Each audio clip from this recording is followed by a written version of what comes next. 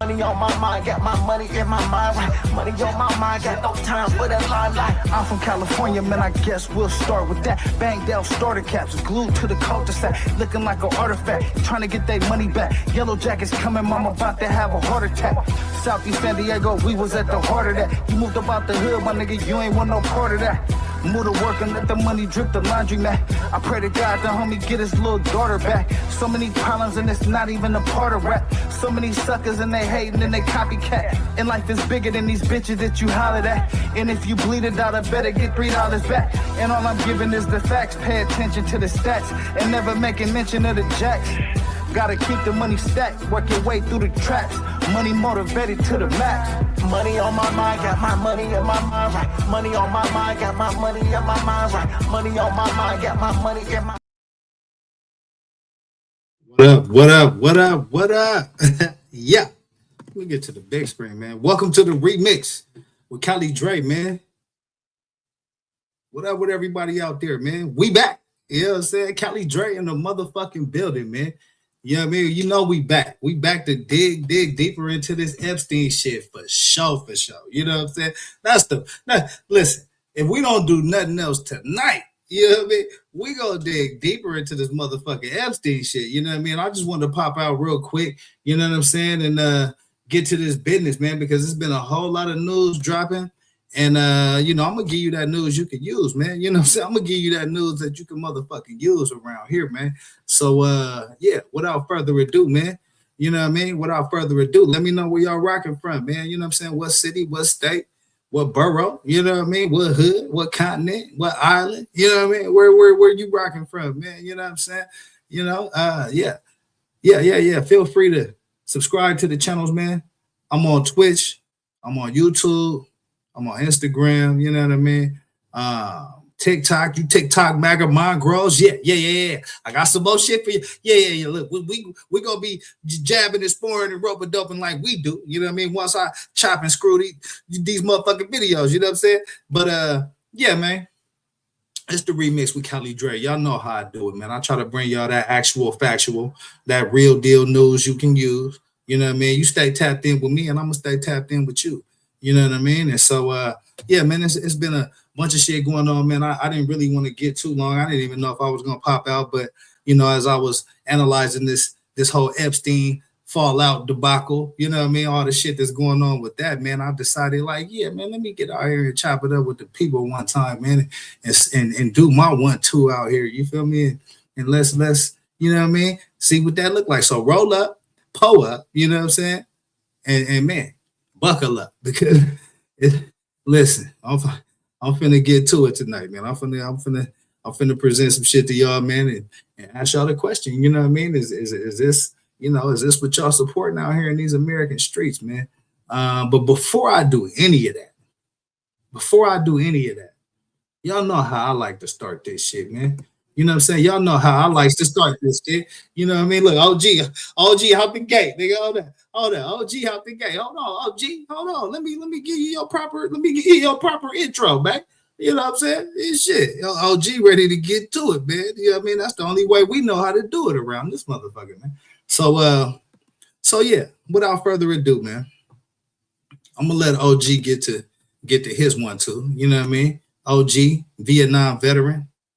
You know what I mean? Speaking that truth to power, man. And this is how we like to approach this shit. This is the remix with Cali Dre. I appreciate y'all for rocking, man. Subscribe to the channels. Let's go. Bunch of bitches. Right here. You heard it from me. White supremacists. That's right. I hope you can see through those thick-ass glasses that you fucked up. You stand there and sanction this bullshit, and they kill a woman. They're ruining businesses that have been here for generations. They're fucking up this community. You can go home safe, but no, you're here to terrorize this city. A bunch of bitches if I've ever seen a bunch. And I'm telling you to your face. And if you don't like it, fuck you. Listen, man. Listen, OG get me, man. Listen, man. OG gets me turned up to do this shit. You know why? Because this is a Vietnam veteran, man. Put his life on the line for the country, speaking his truth to power. and his truth to power is the same as my truth to power. ICE, y'all done fucked up. You know what I'm saying? Whatever administration sent ICE out here on these people, y'all done fucked up. So until this ain't an issue no more, we basically surrendering this channel to OG. OG gonna pretty much initiate this whole shit. And he might end it as well. You know what I'm saying? He didn't end it a couple times too. But yeah, man, you know what I'm saying? This is a Vietnam veteran with a player ass motherfucking mink coat on, man. Like, what else y'all want me to do? Like, this is still the remix with Cali Dre. You know what I'm saying? I still gotta keep it player around this motherfucker back. You know what I'm saying? But yeah, man, let me get back to it, man. We're gonna get to it. I got a bunch of stuff I want to run through, and I ain't gonna waste too much time with it tonight, man, because like I said, I'm a little wavy in this motherfucker, man. You know? So I might pass out halfway through the motherfucking show. I'm gonna be honest with y'all. I'm a little wavy, man. Nigga, they hit it. You know what I mean? I did this shit. I got my happy hour on once or twice, once or two, three times tonight, man. So we may make it through this whole fucking live. We may not. But who the fuck knows? You know what I'm saying? Either way, man. All publicity is good publicity. I need the fucking views. Get the likes up. I appreciate y'all for rocking with the channel as well, man. Subscribers going up, view counts going up. I definitely appreciate y'all, man. That motivates me to just get out here and give y'all this good information. You know what I'm saying? So definitely stay tapped in with me, and I'm gonna stay tapped in with y'all, man. But before I dive into some politics, man, you know, usually I try to get to a little bit of news of what's going on, man, and try to, you know, make it all relate. So it's been a few stories that I wanted to cover, man, that I actually, you know, these Epstein files dropped. So I kind of just been zoned in and diving into this shit. But it actually has been a few stories that I wanted to tap in with y'all. So yeah, man, I think we're going to do that. I think we're going to do that first and foremost, just for a little bit. You know what I mean? Because it's a couple ways I want to go with this. Actually, listen. Let's go right here first. Let's go right here first. How many of y'all shop at Costco, man? How many of y'all shop at Costco? Let me know in the comments if y'all are Costco shoppers in this motherfucker, man, because they say there's some shit going on over at Costco. Before we get into the we definitely gonna break down the politics. We're gonna break down the Epstein for everybody that's coming over here, man, to, you know what I'm saying, get the opinions and get the news on what's going on with the Epstein shit. We're gonna definitely do that, man. But it was a couple of things that I really wanted to get to before I tap into the politics, man. So if y'all could bear with your boy, it's the remix with Cali Dre. Shit, my name on the top of the fucking corner, man. So we can really do what the fuck I want to do. But I like to clear it with the people just to make sure it's all good. You know what I'm saying? So, but yeah, how many of y'all shop at Costco in this motherfucker, man? It's a Costco sued over rotisserie chicken. How many of y'all like that rotisserie chicken over there at Costco, man? Y'all might want to watch the fuck out because it's been a few problems over there, man. This is the remix with Cali Dre, man. Let's get to this, man. Costco sued over rotisserie chicken. What the fuck is this all about? In your money watch, it's one of the most beloved items at Costco, the rotisserie chicken. Now the company is being sued, though, over claims it isn't as natural as advertised. Oh, shit. Class action suit alleges the Kirkland Signature seasoned rotisserie chicken has preservatives, despite signs saying otherwise. The plaintiffs are asking for an undisclosed amount of money. Costco says it has removed those signs in response to the lawsuit. Hey, listen, how many of y'all rocking with that? Y'all rocking with that Costco rotisserie joint over there, man? You know what I'm saying? Hey, you better watch your motherfucking ass, man. They getting sued over there on some shit, man. But yeah, and I thought that was some crazy ass shit right there, bro. But yeah, we got a few. I got a few places I'm gonna jump to, man. I'm a little wavy tonight, so I'm just kind of bouncing around. But I did have kind of a set few things that I did want to talk about. You know what I'm saying? Where that other joint at? Where that other joint at? Yeah. Let's go right here, man. Let's go right here. So yeah. Let's go right here. So look. As y'all know, man, it's been a bunch of shit going on with Epstein files. This shit is actually kind of related, man. So ICE been out jumping out on people, man, and it's not everybody is going for this ICE shit. You know what I'm saying? Not everybody going for this ICE shit. You know what I mean? So some of these shop owners are not having it. You know what I mean? Some of these shop owners are not having it. They're refusing to serve ICE, and I think they're standing on all business and all 10 with that, man. So I'm gonna show y'all a little bit of the videos. One of the videos that kind of stood out to me, man, was kind of funny. ICE booted out of a shop, actually a food shop. They trying to get some lunch. ICE hungry as fuck, out here chasing around motherfuckers all day, and they trying to get some food.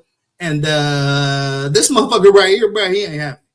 This the remix with Cali Dre, man. Let's go. You two don't belong in here. Get out of my shop. Copy, Shay? Sir, we just need to ask a few questions. Question. For who? For the non buying mortadella. Finito. You coming here with your mask, scaring my customers, making trouble in my neighborhood. Va, get the hell out. Sir, we have authority to... Authority. You got no guts. That's what you got. Cowards hiding behind a... And quickly, to all the people who attack AI, we're not the problem. And one person did say, thank you for you posting that, because I learned if I run into a shop, private property. So to all the AI haters, just get back to watching Fox News and leave us alone. Calm down. Calm, you step in here like you own it. Out.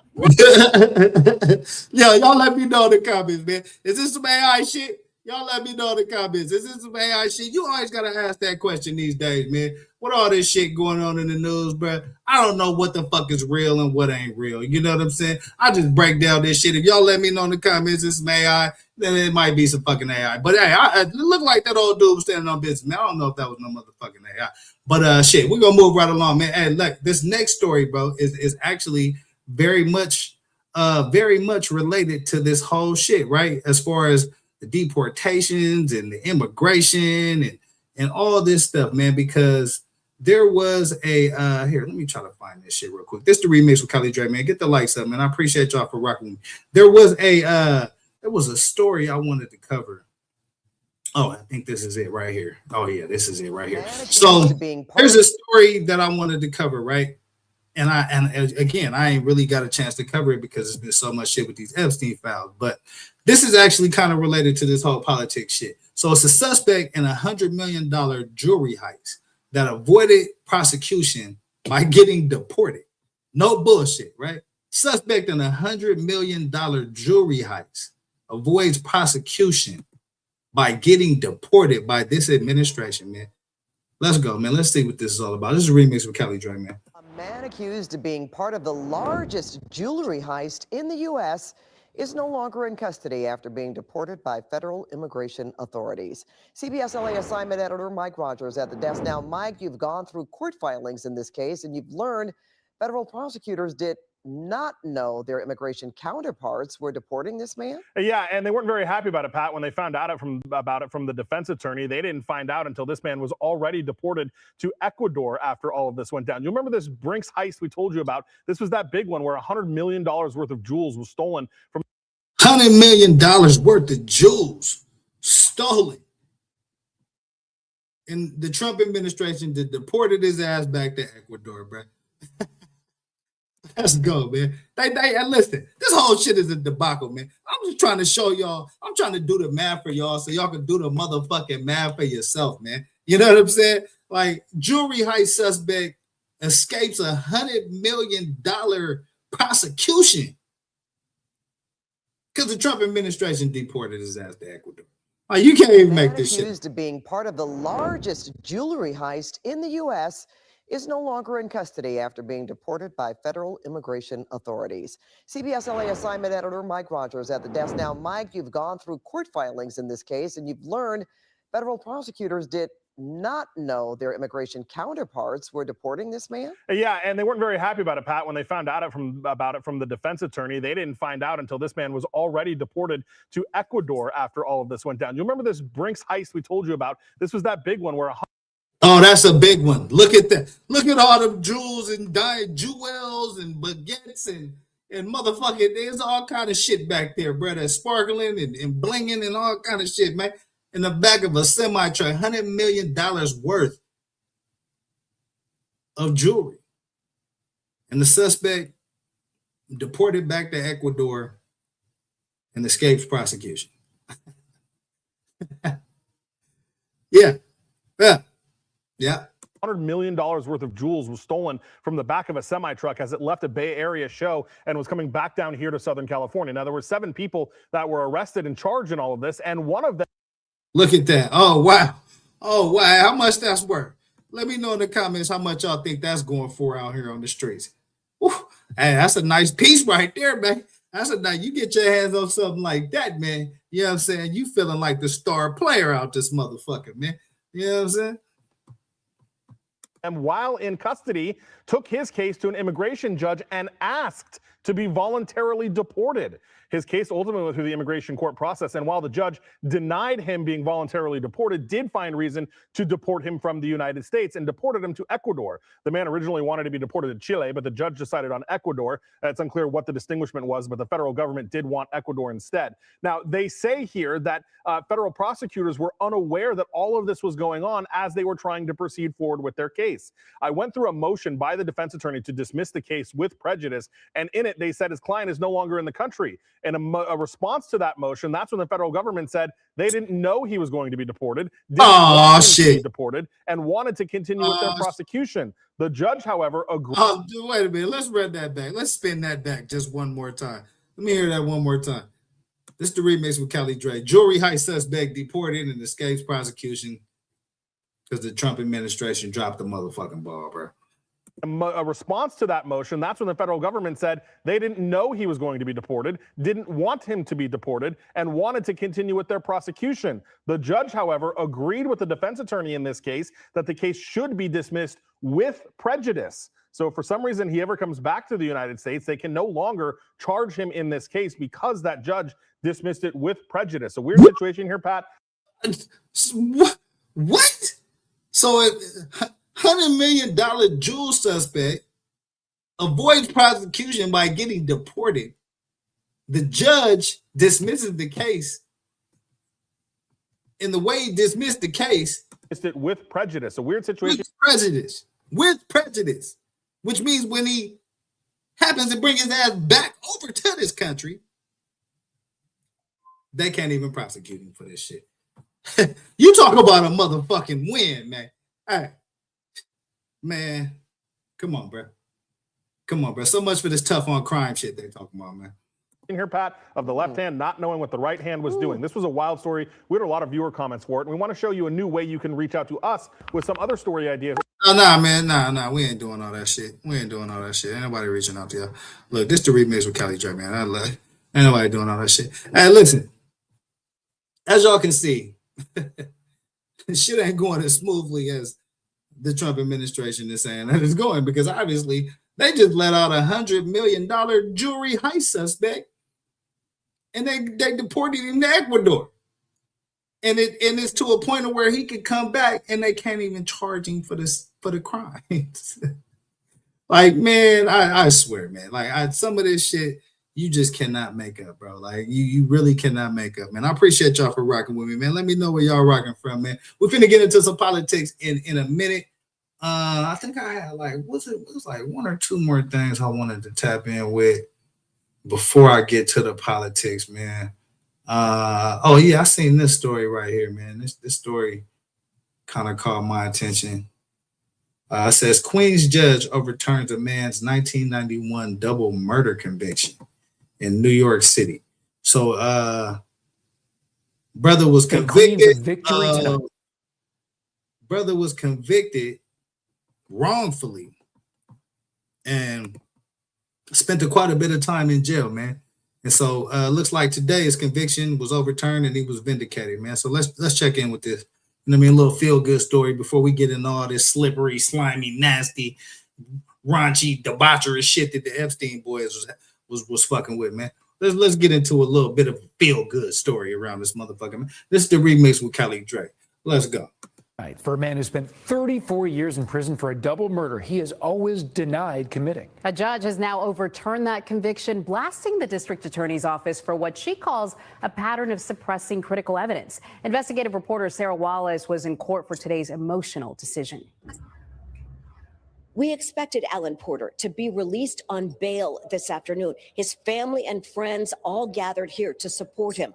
But then late today, we learned that there is a bureaucratic glitch with corrections. Alan Porter wept as Judge Michelle Johnson told the 54-year-old his constitutional rights were violated by the Queens DA's office. So this is Mr. Porter here, and the Queens DA's office did this man dirty. You know what I mean? He served a bunch of time for a crime he ain't commit.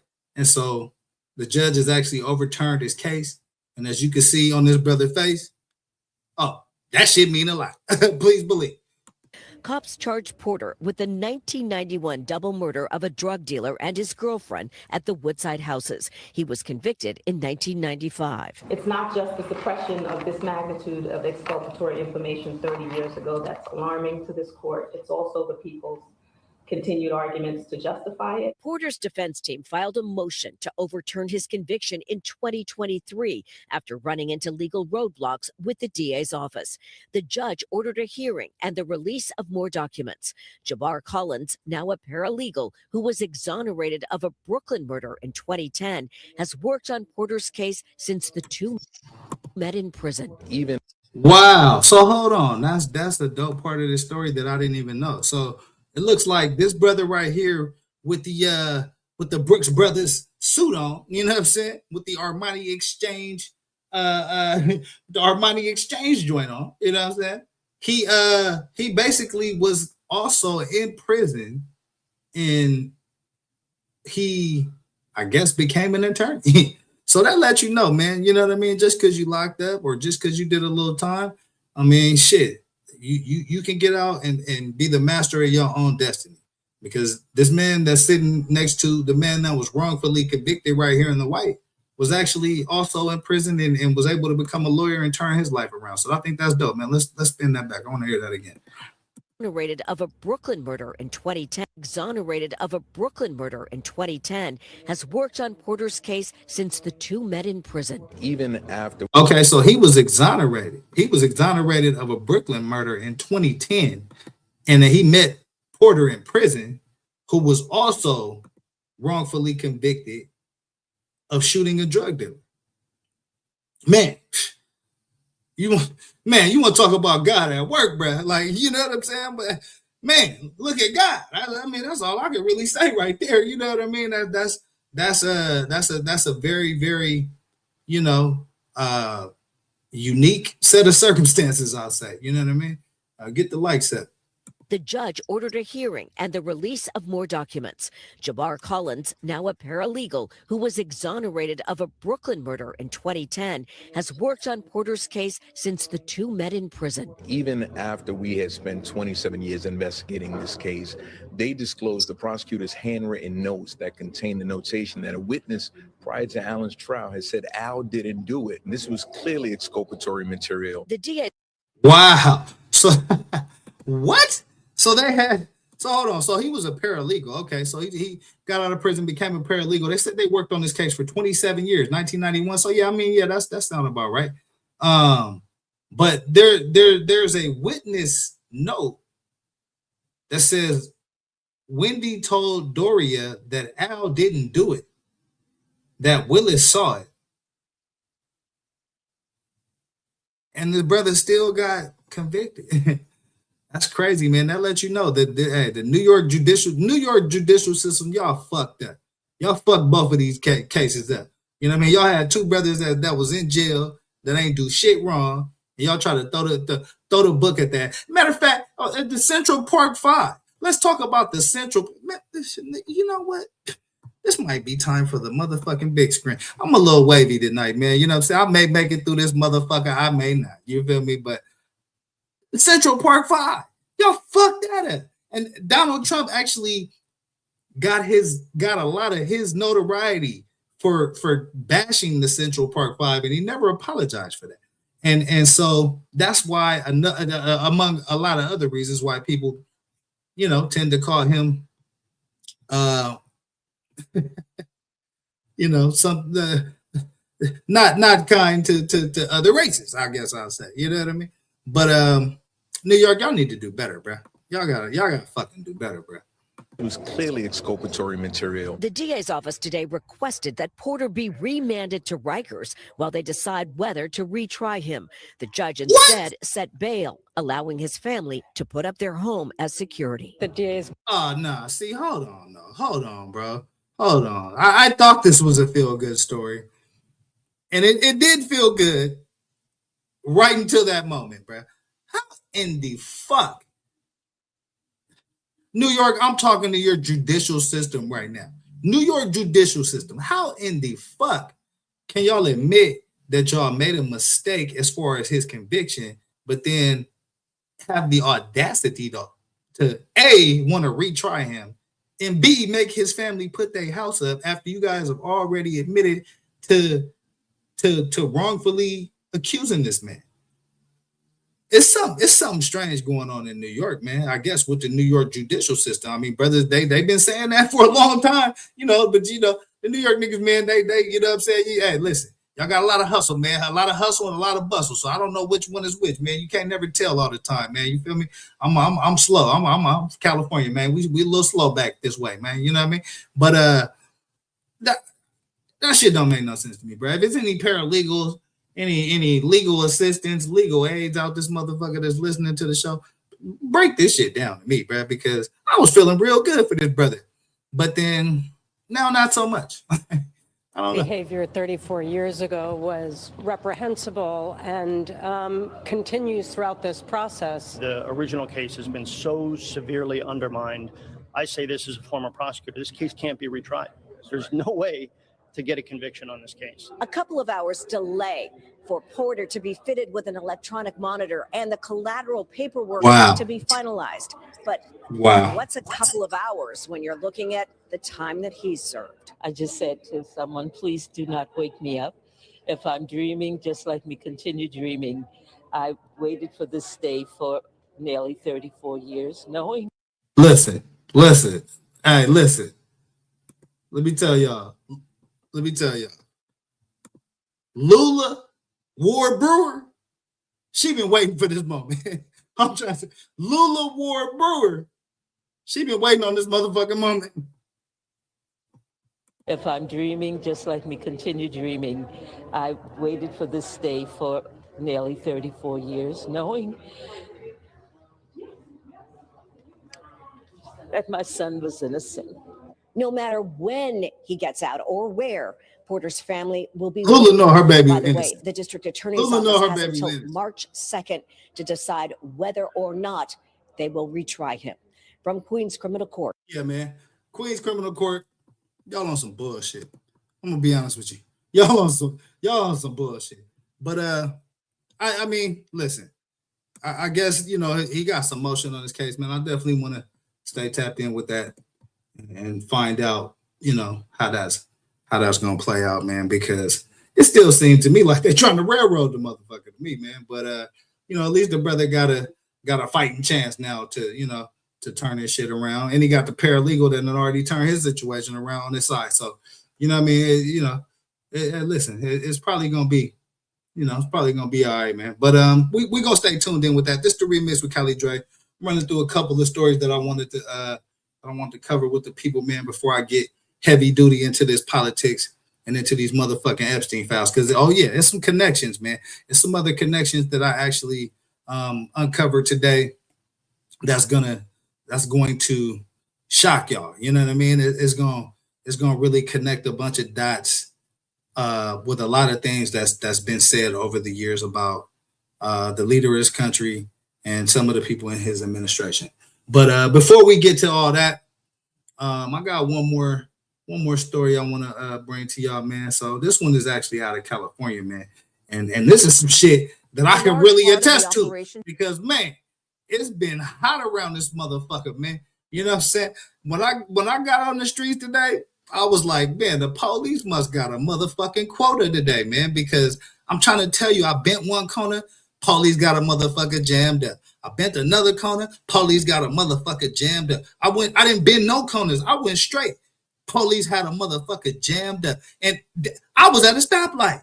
I heard the sirens going off on my black ass, and I thought it was over for me. But luckily, they wanted the motherfucker that was next to me. So, listen, yeah, I might have needed some bail money tonight, man. But hit that motherfucking cash out for your boy, man. But yeah, man, it's been hot out here. You know what I mean? It's been real hot. I'm gonna tell y'all how hot it's been out here, man. 600 people arrested, 170 victims rescued in California human trafficking crackdown. Let me say that one more time. 600 people arrested, 170 victims rescued in California human trafficking crackdown. That sting operation all over California that's been going on today.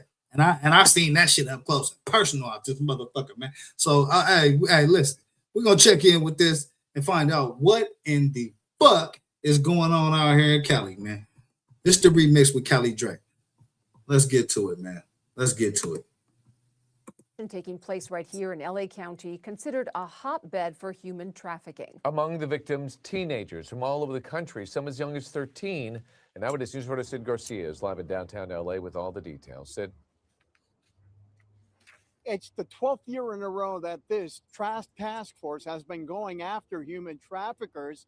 And in this latest one that happened about a week and a half ago, they made hundreds of arrests. Human trafficking and child exploitation are devastating crimes. The last week of January, local, state, and federal law enforcement teams went out to pick up solicitors and providers of young girls and boys involved in sex trafficking. They call it Operation Reclaim and Rebuild. Statewide, more than 600 people arrests arrested. were made. 156 adults and 14 children were rescued from the streets of LA and up and down the state. The task force also confiscated several weapons in their week-long sting. Young girls and boys given a second chance to reclaim and rebuild their lives. Okay, so it was a week-long sting. You know what I mean? Listen, I seen the shit play out in the streets of California today. I'm trying to tell you, man. Every corner I bent had a motherfucker jammed up with the police on his ass, man. I'm trying, bruh. Shit out of control out this bitch, man. Survivors need care. They need time. They need a chance to rebuild their lives.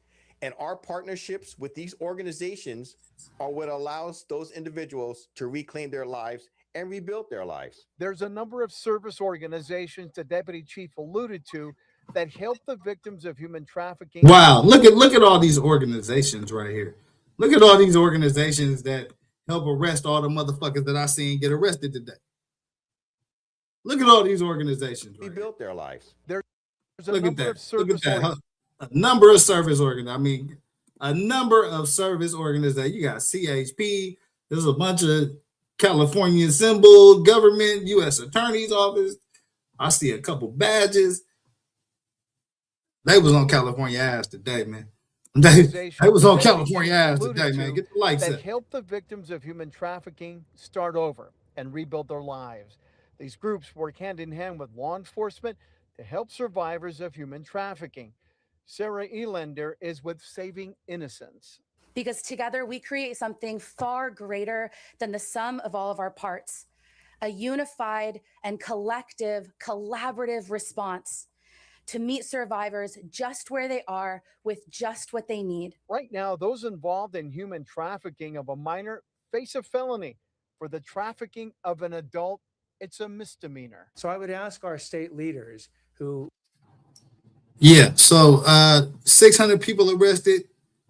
And again, matter of fact, message. Listen, it's time for the fucking message, bro. Let me put myself back on the big screen. But I'm going to put myself back on the screen with this guy. Because LA County District Attorney Nathan Hochman. Listen, this is an important story to me because you know what's going on in California and you know they doing what they got to do to arrest people who out there breaking laws and shit, right? But I just find this kind of ironic that all these arrests are being made. There's 600 arrests being made in California. 170 victims arrested. They've been hitting the streets for a week. It's a whole California crackdown. But yet, nobody's doing that shit for the Epstein file. They just pointing a bunch of fucking fingers in the Epstein file. They just trying to expose motherfuckers and you know what I mean? Like, but there's no crackdown. We haven't heard about. See, the top of it, look, this shit says 600 people arrested, 170 victims rescued in California for human trafficking crackdown. That's what a human trafficking crackdown looks like. So this is kind of why I wanted to show you all this shit, because this is what a human trafficking crackdown looks like. For anybody that wanted to know, for anybody that was interested in fucking figuring it out, this is what it looks like. Read the top of this shit. 600 people. This is the remix with Kelly J, man. Let's go. Who actually created the felony dealing with minors involved with human sex trafficking, to also go ahead and make it all of human sex trafficking. This is what a real crackdown looks like. Read the bottom of the screen. 600 people arrested in human trafficking operation. That's what a crackdown looks like. Now y'all tell me. Is that what y'all getting from this Epstein shit? Let me know in the comments, man. Is a violent and serious offense. So if you suspect human trafficking may be going on where you live, or you may know a victim of human trafficking, the easiest thing you can do to help that victim out, call 911 and report. Yeah, man. So again, I mean, that's an important story. California, hey, they on your ass, man. If you out there in them streets, if you on Fig, if you on Western, if you on El Cajon Bully, if you throw some of the California, you know what I mean, exchanges, we'll call them. Throw some of them California exchanges, some of them bladeries, some of them straws in the chat. But 600 people arrested, 170 victims, crackdown on human trafficking in California.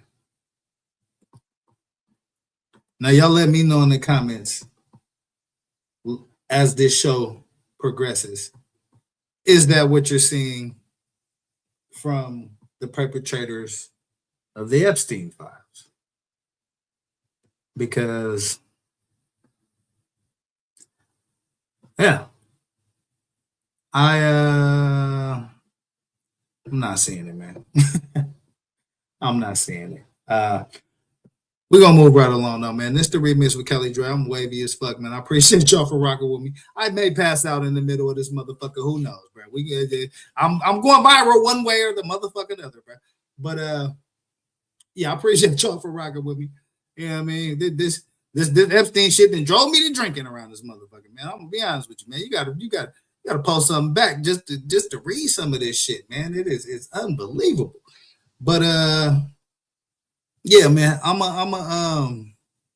gotta move along, man. Fuck it. Let's go.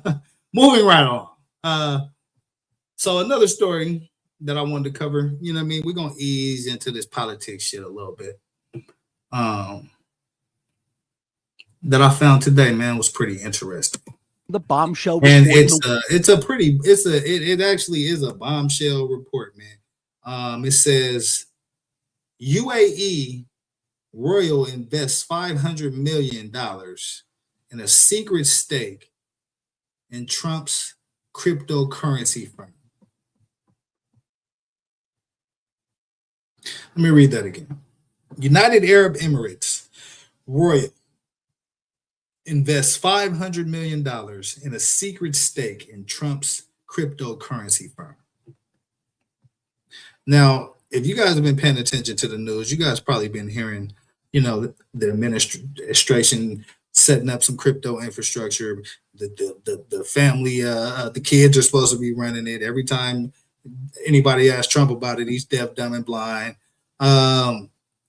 But there's been some reporting uncovered that $500 million showed up in a secret stake for Trump's cryptocurrency firm. So y'all let me know how y'all feeling about this, man. This is the remix with Kelly Dre, man. I appreciate y'all for rocking with me. The bombshell report in the Wall Street Journal describing an unparalleled deal with a foreign leader directly benefiting the president and his children to the tune of tens of millions of dollars. I, Donald John Trump. Just days before Trump's second inauguration, the Journal reports 49%, nearly half of the Trump family crypto company, World Liberty Financial, was purchased for $500 million by Sheikh Tahnoun bin Zayed Al Nahyan. Okay, Sheikh Tahnoun bin Zayed Al Nahyan. Say that shit 4 or 5 times backwards, forward, either fucking way you can.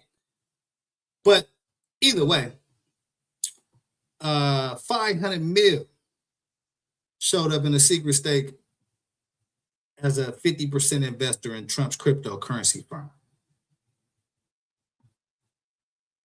Oh, that's pretty interesting to me.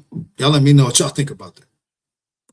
Who heads the United Arab Emirates State Investment Fund and serves as National Security Advisor, sometimes referred to as the Spy Sheikh. The deal confirmed in a statement from World Liberty Financial to... Wow, hold on. Let's spin that back. Spin that back one time, Kelly Dre. What do they call this guy? What is his AKA? What is his handle? As National Security Advisor, sometimes referred to as the Spy Sheikh. The deal... Okay, yeah, that's what the fuck I thought I heard. The Spy Sheikh?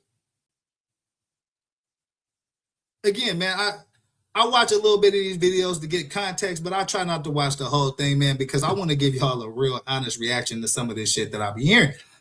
And an Arab investor investing $500 million in Trump's cryptocurrency firm for a 50% stake of that company. And his AK is the motherfucking Spy Sheikh. You can't make this shit up, man. I'm trying to do the math for y'all so y'all could do the math for your fucking self, man. Like, this motherfucker's compromised in so many ways. It's like a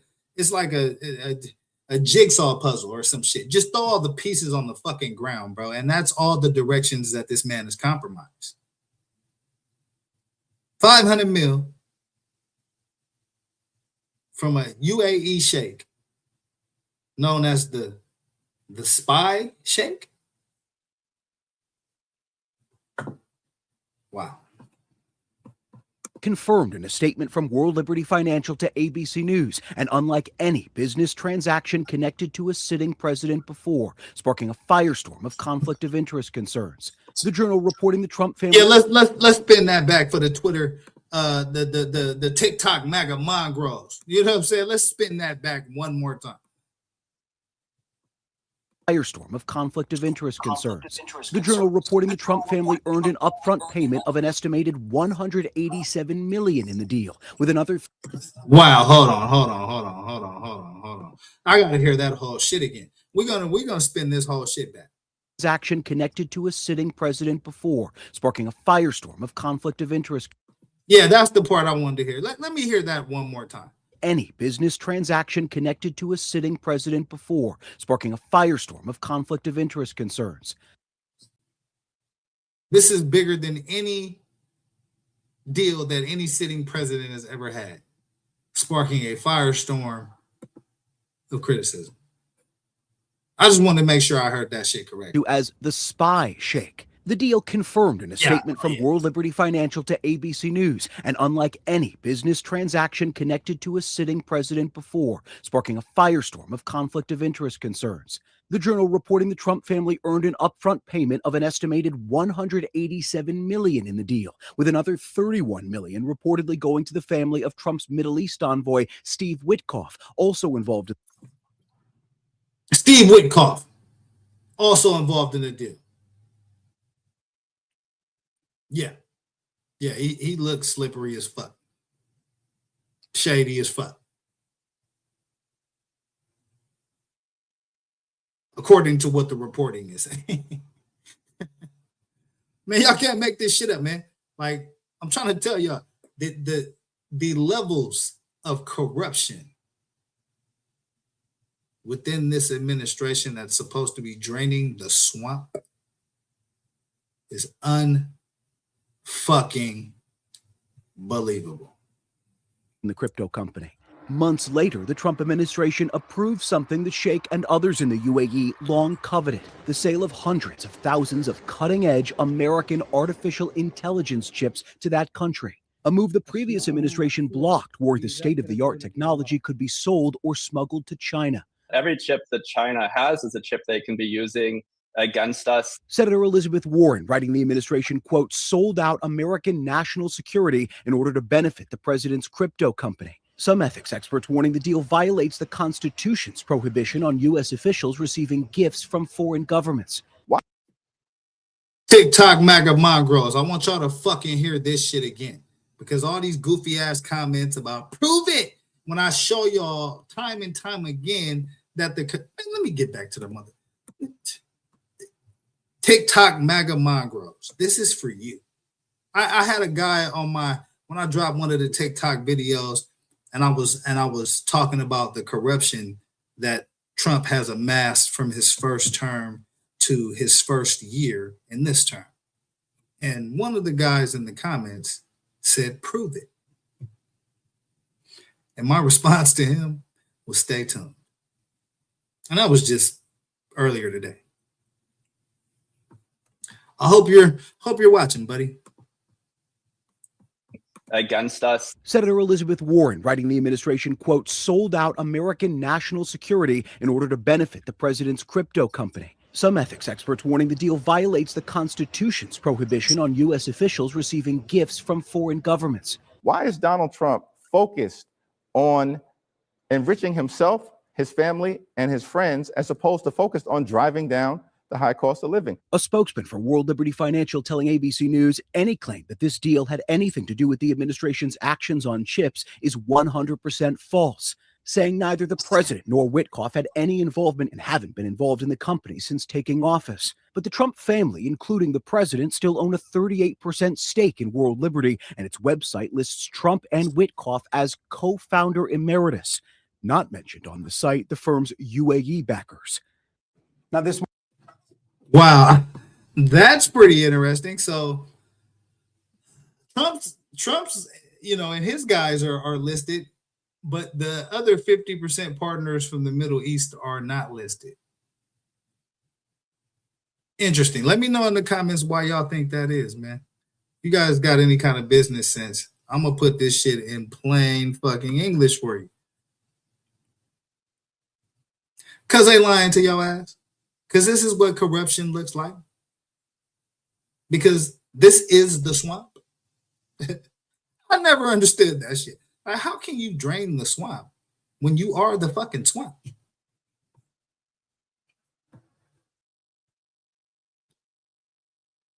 Morning, the White House is denying any conflict of interest, saying the president has, quote, no involvement in business deals that would implicate his constitutional responsibilities, and pointing out the president's assets are in a trust. However, it's not a traditional hands-off blind trust, but one managed by his children, guys. Nothing traditional about that.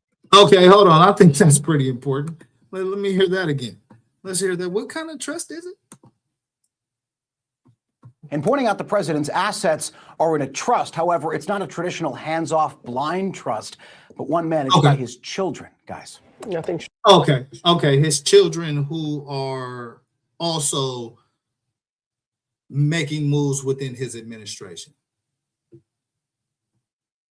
So again, people, when you guys see these No Kings protests, and you wonder why people would say No Kings, like, why would that even be the title?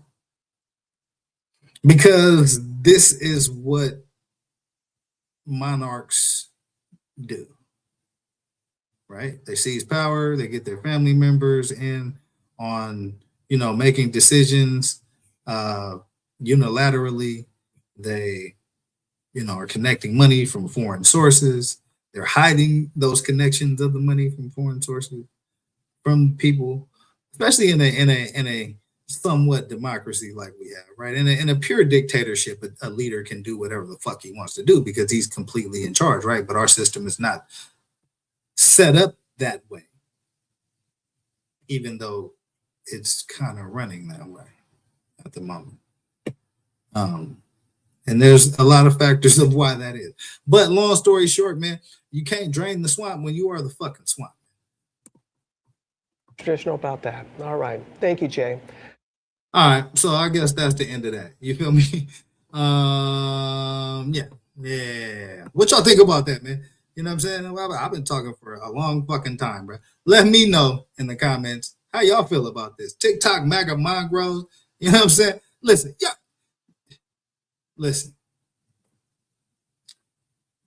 I just want y'all to know, bro. Like, I try to be fair, even though I stand on where I stand on in my own personal politics, right? And I, roll the way I roll.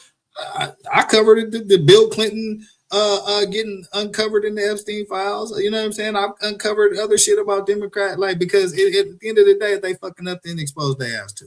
It's not a label thing to me. It's just about which people are doing the right thing and which agendas are bettering, you know, the life for my community and my family and my people. You know what I'm saying? And that's really what it's all about to me. And in my opinion, the liberal path is that way. You know what I mean? But at the end of the day, I'm still gonna be fair about this shit, right? And so I had another question as to why is the majority of my coverage on this Epstein topic about Trump? And then it's like, well, his name kind of comes up more than everybody else's. His name came up, I'm going to say, about 38,000 times. And we'll get to that. We'll get to that. But that's my answer to that question, man. I can't respond to everybody, which is dope. That's a great problem to have. You know what I'm saying? People been hitting me up with comments, good, bad, you know what I'm saying? All that. Chop it up with me, man. That's what this whole shit is about, dialogue, man. So hopefully, you know, we can exchange information and hopefully we all walk away learning something and are better for it. But yeah, man, I just try to do the math for y'all so y'all could do the math for yourself, man. And this politics shit gets real bulky and it gets, you know, in the weeds, man. And so I try to just bring that shit to a level where ordinary people can understand and you know, try to use my knowledge in this shit to you know, hopefully help the common man make better decisions in this bitch, man. But this is the remix with Cali Dre, man. I appreciate y'all for rocking with me. Let's see what else we got on this.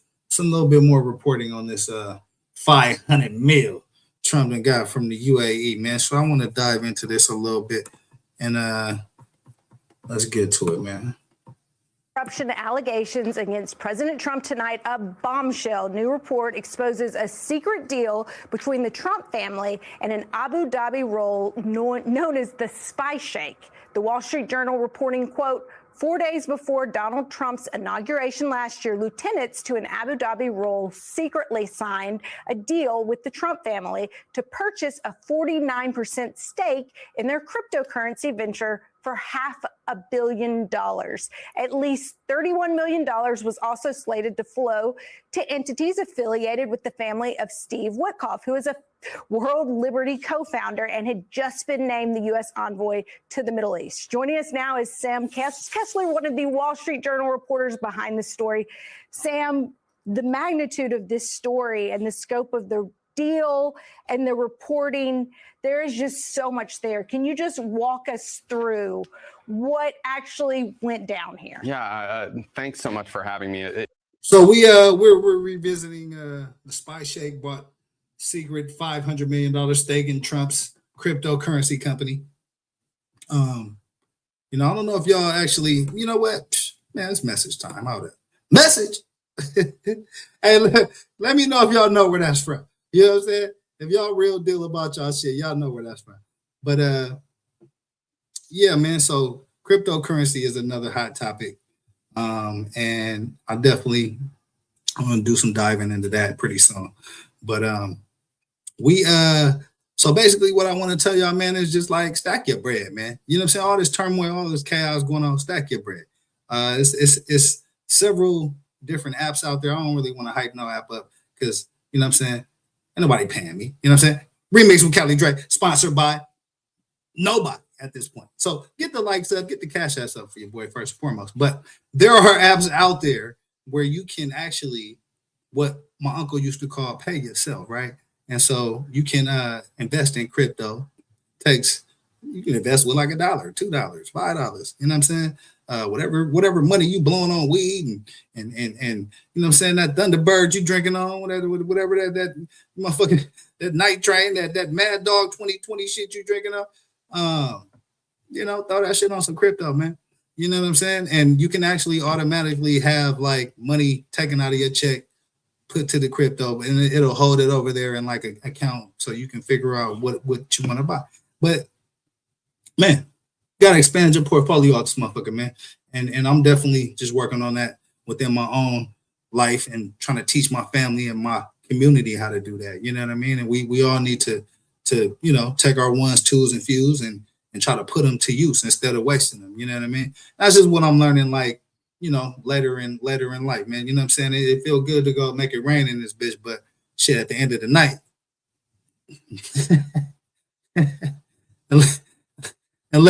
unless the rain didn't follow you home, you know what I'm saying? Unless you took the rain from the club to the house, you know what I'm saying? Yeah, feeling a little empty, a little dry, a little dry at the end of the night, man. So just a little bit of advice to motherfuckers, man. Download one of them apps. You know what I'm saying? Pull $50 out your check a month, $100 out your check every couple of weeks or whatever, and stack your bread, man. Because again, in order for us to make moves, I hear a lot of black people talk about we gotta come together. We gotta come together. But we are, a lot of us are in positions where we check the check. You know what I'm saying? Motherfuckers is check the check, but some motherfuckers ain't got no check. You know what I mean? And so it's hard to try to do that when the ends is already barely meeting anyway. You know what I mean?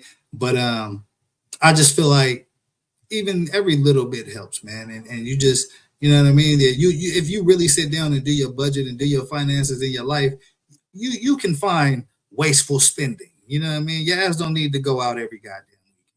You know what I'm saying? Your ass don't need to be eating filet mignons and shit. We ain't got no damn filet mignon money.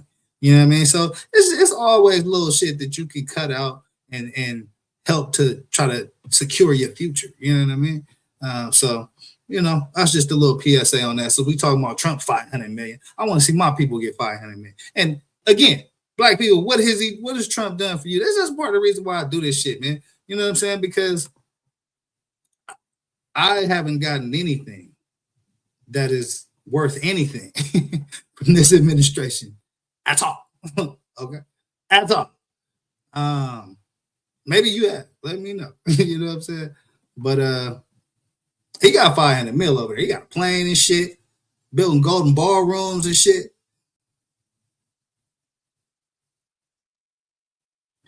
Yeah, man. I just look goofy as fuck to be when that same administration is at the Supreme Court fighting to withhold benefits from poor people during the holidays. You know what I mean? So again, that's why I'm bringing y'all these stories, man, because the money is out there. You know what I'm saying? This country has the money. It's just not going to your motherfucking pockets. And collectively, we should have a problem with that. You know what I'm saying? Hey, Toya, what's up with you? Salute. I appreciate you for tapping in with me, man. Just going through some of this corruption and some of this greed and all this other filthy ass shit that's going on with these Epstein files, man. This is the remix with Kelly Dre, man. I appreciate y'all for rocking with me. It is dense, and I appreciate you nodding at that. I think you did a pretty good job in the overview there, but just to go back a little bit. So my colleagues and I, Rebecca Ballhaus, Angus Berwick, and Elliot Brown, we broke this story last night. It's about a deal that happened just 4 days before the inauguration, like you mentioned last year, where 4 days before the inauguration, $500 million appeared in a secret stake in Trump's cryptocurrency company that was actually tracked back to a UAE sheikh that they call the spy sheikh. Get the lights up, man. You cannot make this shit up, bro. Trump family made a deal with a UAE royal, Sheikh Tahnoon, known as the spy sheikh, in exchange for 49% of their cryptocurrency company, World Liberty Financial. And the deal was worth $500 million with money flowing to those entities you mentioned, including entities associated with the Trump family and his, at that point, incoming envoy to the Middle East, Steve Witkoff. It's crazy, not just because of the scale of the deal. Those figures are obviously pretty massive, even by the standards of, other deals we've been hearing about in this administration, but it's also pretty extraordinary in terms of the timing. A big thing here is that Sheikh Tahnoon, in addition to being a royal and brother to the president of the UAE, is also that country's national security advisor, and he's been tasked with securing AI chips for the UAE. And he also oversees a portfolio of worth $1.3 trillion. It's pretty crazy, but basically, after this deal was signed, just within a few months, Sheikh Tahnoon's own company, G42, was granted access to these highly, highly coveted, very advanced US AI chips. So just the timing there has been a Okay, so you know what I mean? We starting to have a picture painted. You know what I'm saying? It's starting to be a little bit of a motherfucking picture painted as far as what the relationship is between Trump and these Middle Eastern backers. So they're involved in the chips for the AI.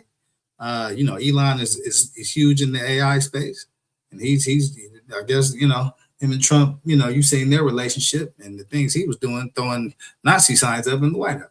So at the end of the day, man, a lot of this shit is connective tissue, man. It's all connected. You feel me? Especially when you at those higher levels of shit. There's only so many people that have that kind of money. You know what I mean? And so most, a lot of them are at some point crossing paths with each other, man.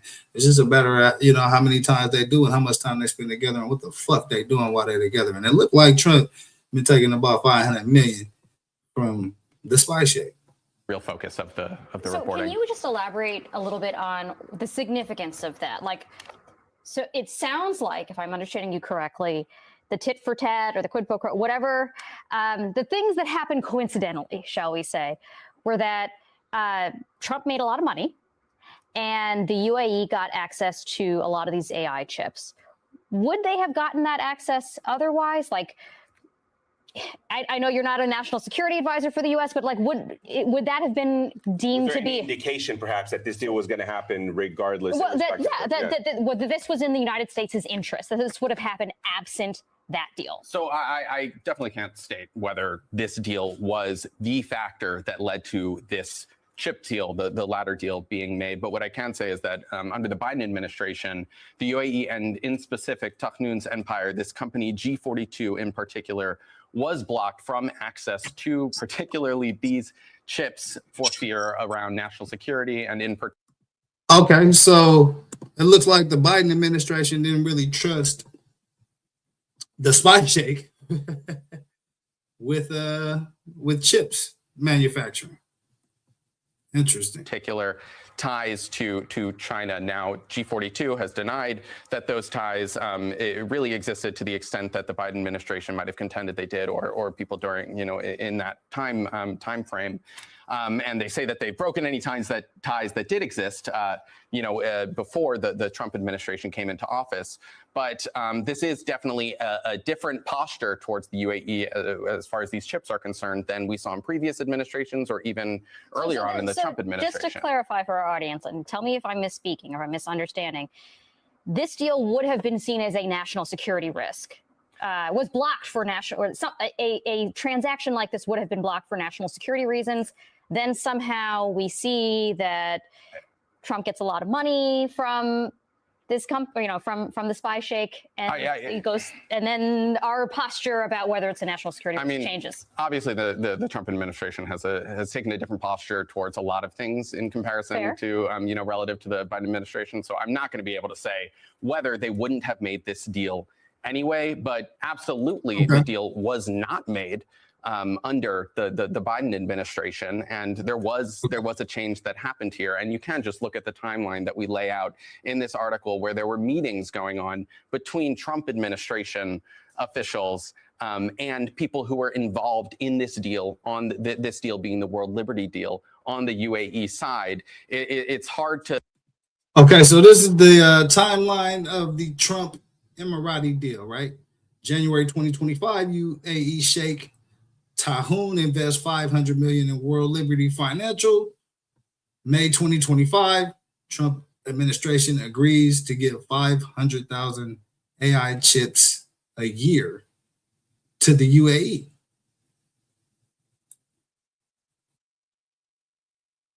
Okay, and that's according to the Wall Street Journal.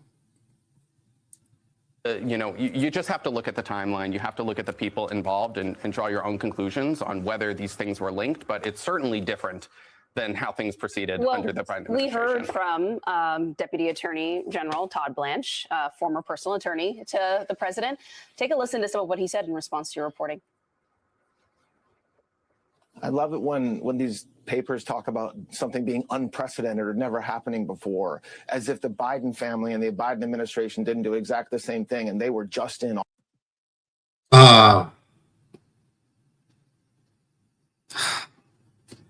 You know what? I want everybody to hear this response again, because I hear this a lot from right-leaning MAGA supporters on just about every goddamn thing. I'm going to be honest with you. So I want y'all to hear this again. I love it when these papers talk about something being unprecedented or never happening before, as if the Biden family and the Biden administration didn't do exactly the same thing and they were just in office. President Trump. Okay. So that right there is called whataboutism, or as we know in the streets, the blame game. You know what I'm saying? Potato in this motherfucker. You feel me? But whataboutism, and that's something that I hear a lot from the right-leaning supporters, right? And it's especially me, because y'all know if I hit these, yeah, there you go, Clay. Thank you. That's the exact words I was looking for. Blame shifting. You know what I'm saying? Blame shifting. You feel me? I hear that a lot on every issue, right? And that cannot be the answer. If that's the answer, that lets me know that that ain't the fucking answer. Like if that's your answer, I know right off the top that that's not the right fucking answer, bro. Because whataboutism is just a fucking cop out. You know what I mean? And most of the time, that whataboutism don't even be fucking true. It be over exaggerated bullshit to try to, again, overshadow real reporting and factual reporting. And so you guys have to be very, very, aware of that. You know what I mean? Has been completely transparent when his family travels for business reasons. They don't do so in secret. There's nothing unprecedented about the Trump organization going out and trying to make investments that basically all will come back to the American people and jobs in this country. Well, what?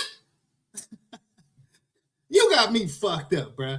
This is I want y'all to hear this again, because again, this is the spin. This is the con. You know what I'm saying? You're watching. Listen, man. Let me put myself back on the big screen. For everybody that's spiritual, religious, or what have you, right? Let me know this. What's the greatest trick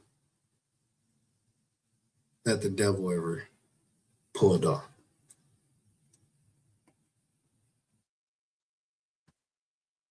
What's the greatest trick that the devil ever pulled off?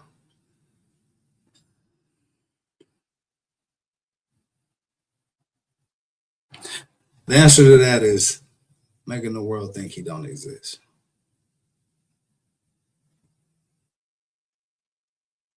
So again, making Eve bite that apple, that might have been the second trick. The first trick is making the world think that he doesn't exist.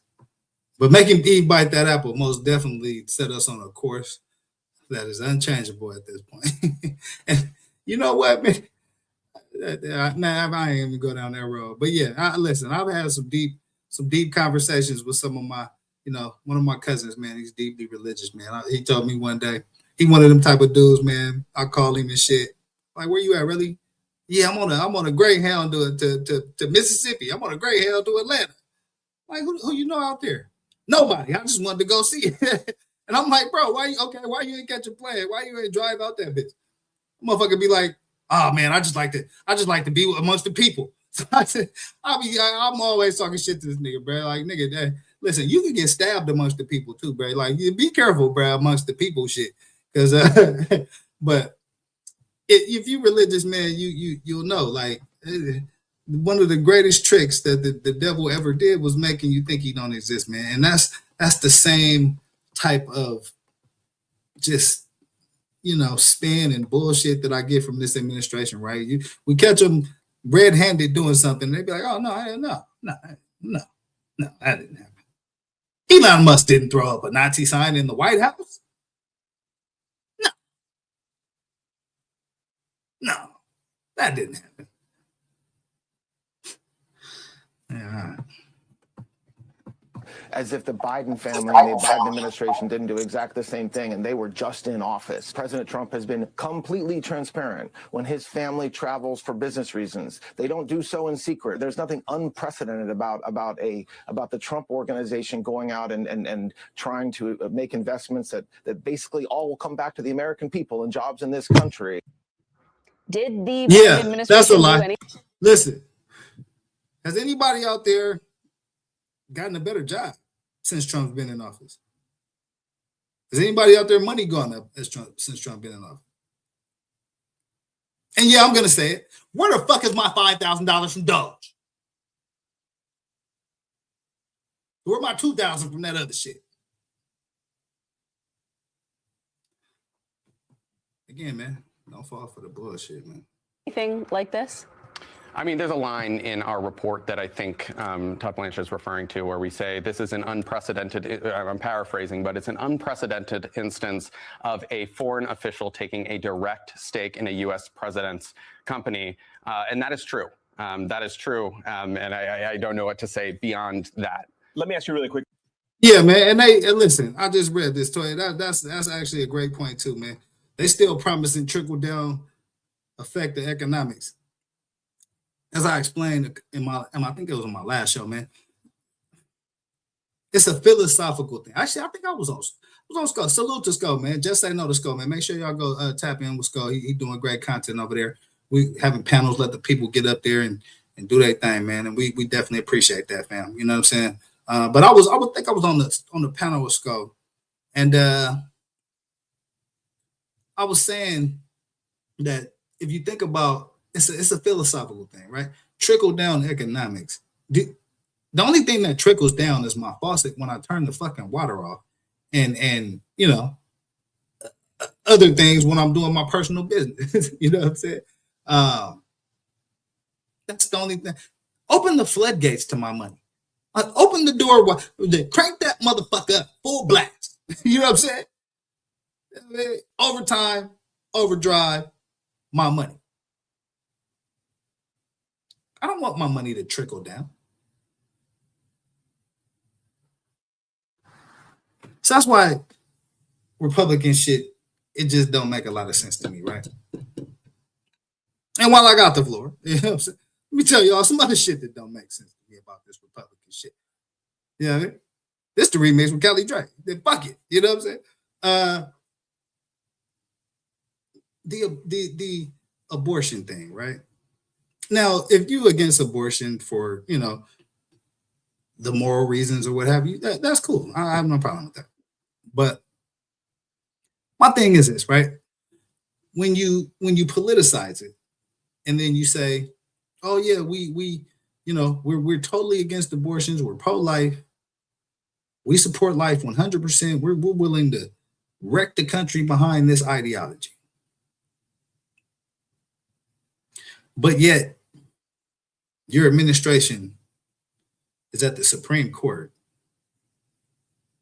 arguing for poor people not to receive their benefits.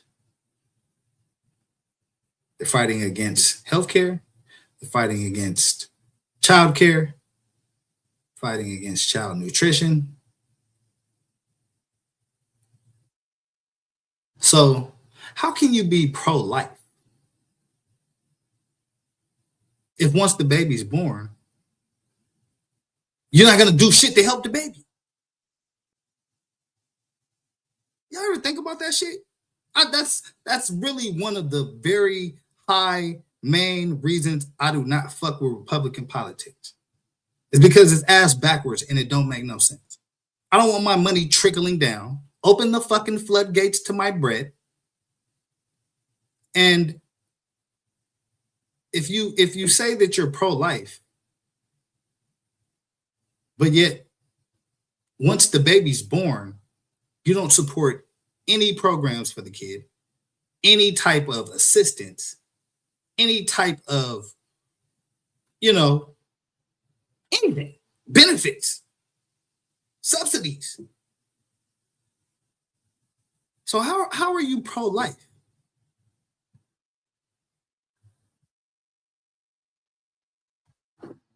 Shit don't make no sense to me, bro. I'm just vibing. You know what I'm saying? This is the remix with Cali Dre. I'm just on some vibe shit. But this is why I don't fuck with Republican politics, bro. It's all talk, and even the shit that they talking about don't make no motherfucking sense to me. I don't want my money trickling anywhere. Crank that bitch up and keep it coming.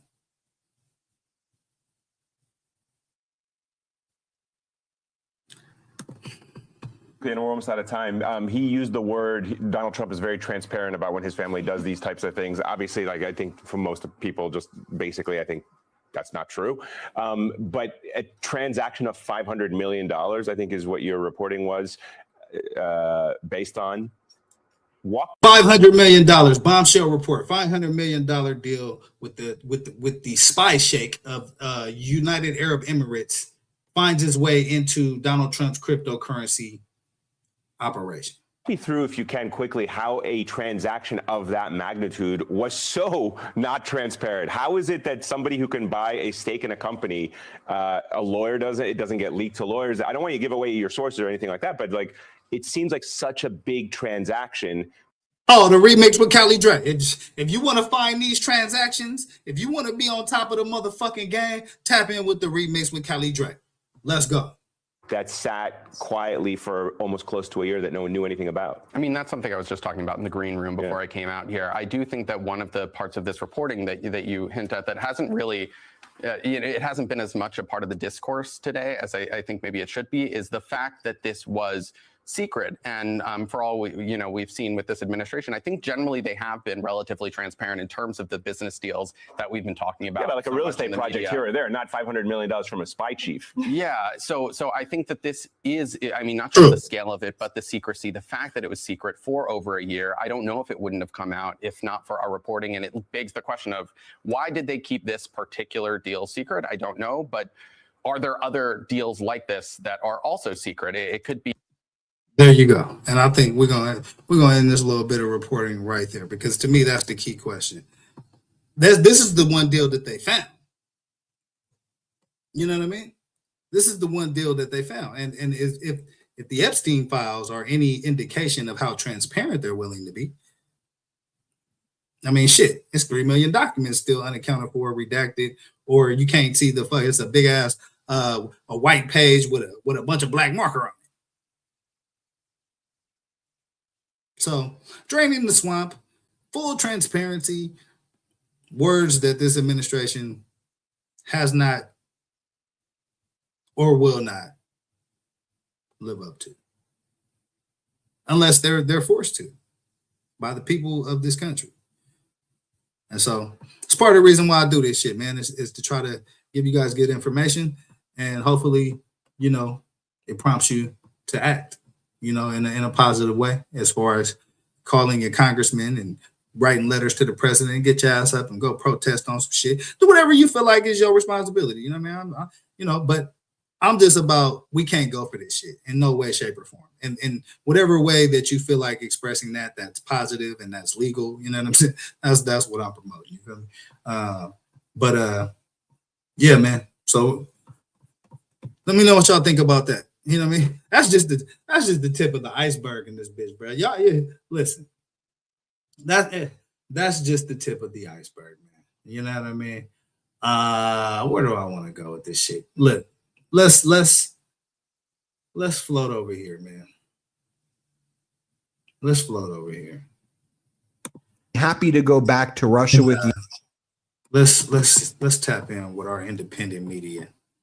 Find out what's going on in this Epstein files. This is the remix with Cali Dre, man. I appreciate y'all for rocking with your boy. We on some real deal spiel tonight.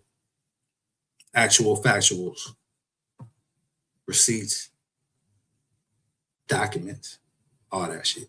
I've reviewed the Epstein files that were produced by Donald Trump's Department of Justice last Friday multiple times. I want to utilize this video to discuss with you all of the references from those Epstein files regarding Vladimir Putin, Russia, Russian oligarchs, and the connections that those references have with the first Trump administration and the current Trump regime. Oh yeah. Yeah. So not only has there been a lot of powerful people named in this Epstein Trump debacle, but in another instance, Donald Trump and his surroundings, I'll say, you know what I'm saying, his entourage has a connection with Vladimir Putin and Russia. I've reviewed the Epstein files that were produced by Donald Trump's Department of Justice last Friday multiple times. I want to utilize this video to discuss with you all of the references from those Epstein files regarding Vladimir Putin, Russia, Russian oligarchs, and the connections that those references have with the first Trump administration and the current Trump regime. I do not want to be conspiratorial. I just want to go over with you what's contained in the emails, the text messages, and the reports, and you can decide for yourself.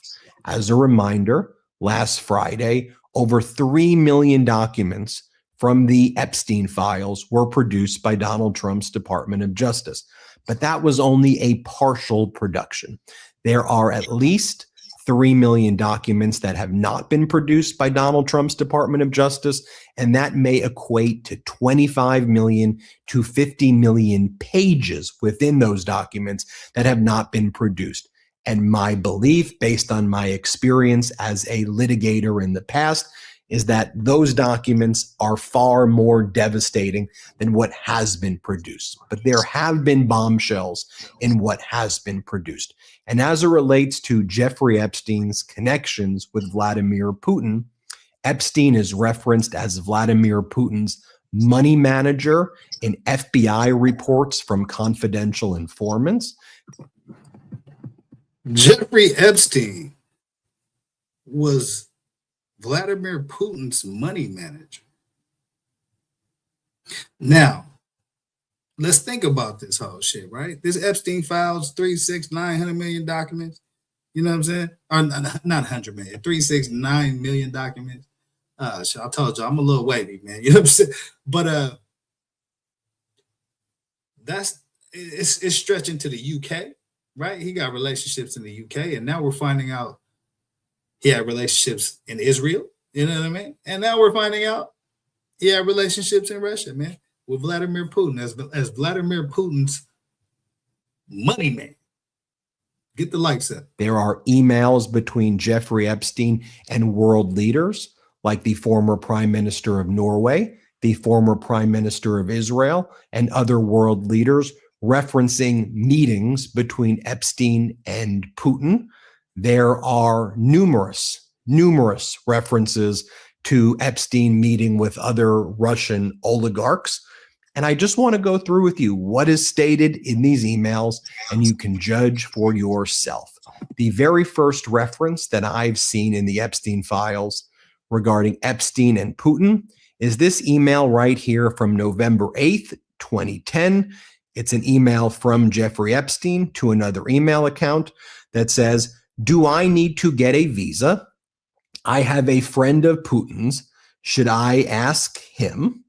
And then there is this reference right here, May 21st, 2013, from Jeffrey Epstein to Ehud Barak.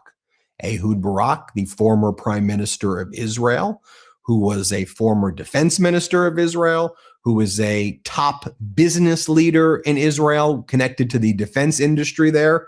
And here's what Jeffrey Epstein said on May 21st, 2013. Epstein writes, "Putin asked that I meet with him in St. Petersburg the same time as his economic conference. I told him no. If he wants to meet, he will need to set aside real time and privacy." So this is the Jeffrey Epstein, and he's discussing having a meeting with Vladimir Putin. As we're finding out, Jeffrey Epstein was Vladimir Putin's money man. So we're reading through some of these emails, some of these receipts, man. It's the remix with Kelly Dre.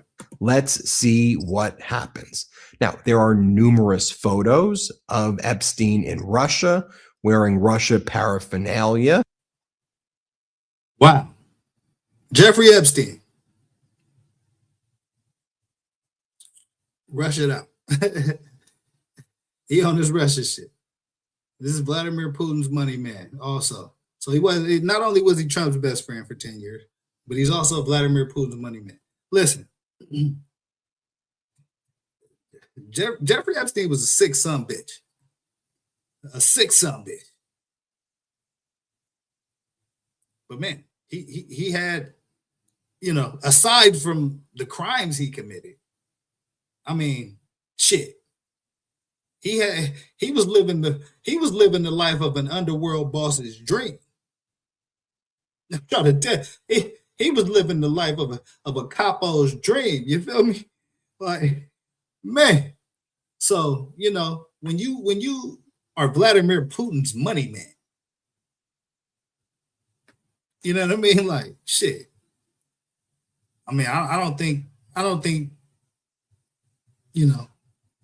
there's much more clout to get in the underworld than some shit like that. This the remix with Kelly Dre. Him and Ghislaine Maxwell wearing Russian gear together. We see those in the files. But then you had this email right here, September 11th, 2011. And this is from an unidentified account to Jeffrey Epstein. It's referencing someone named Igor, and Igor who has close connections with Putin. And here's what this person said to Jeffrey Epstein. Spoke with Igor.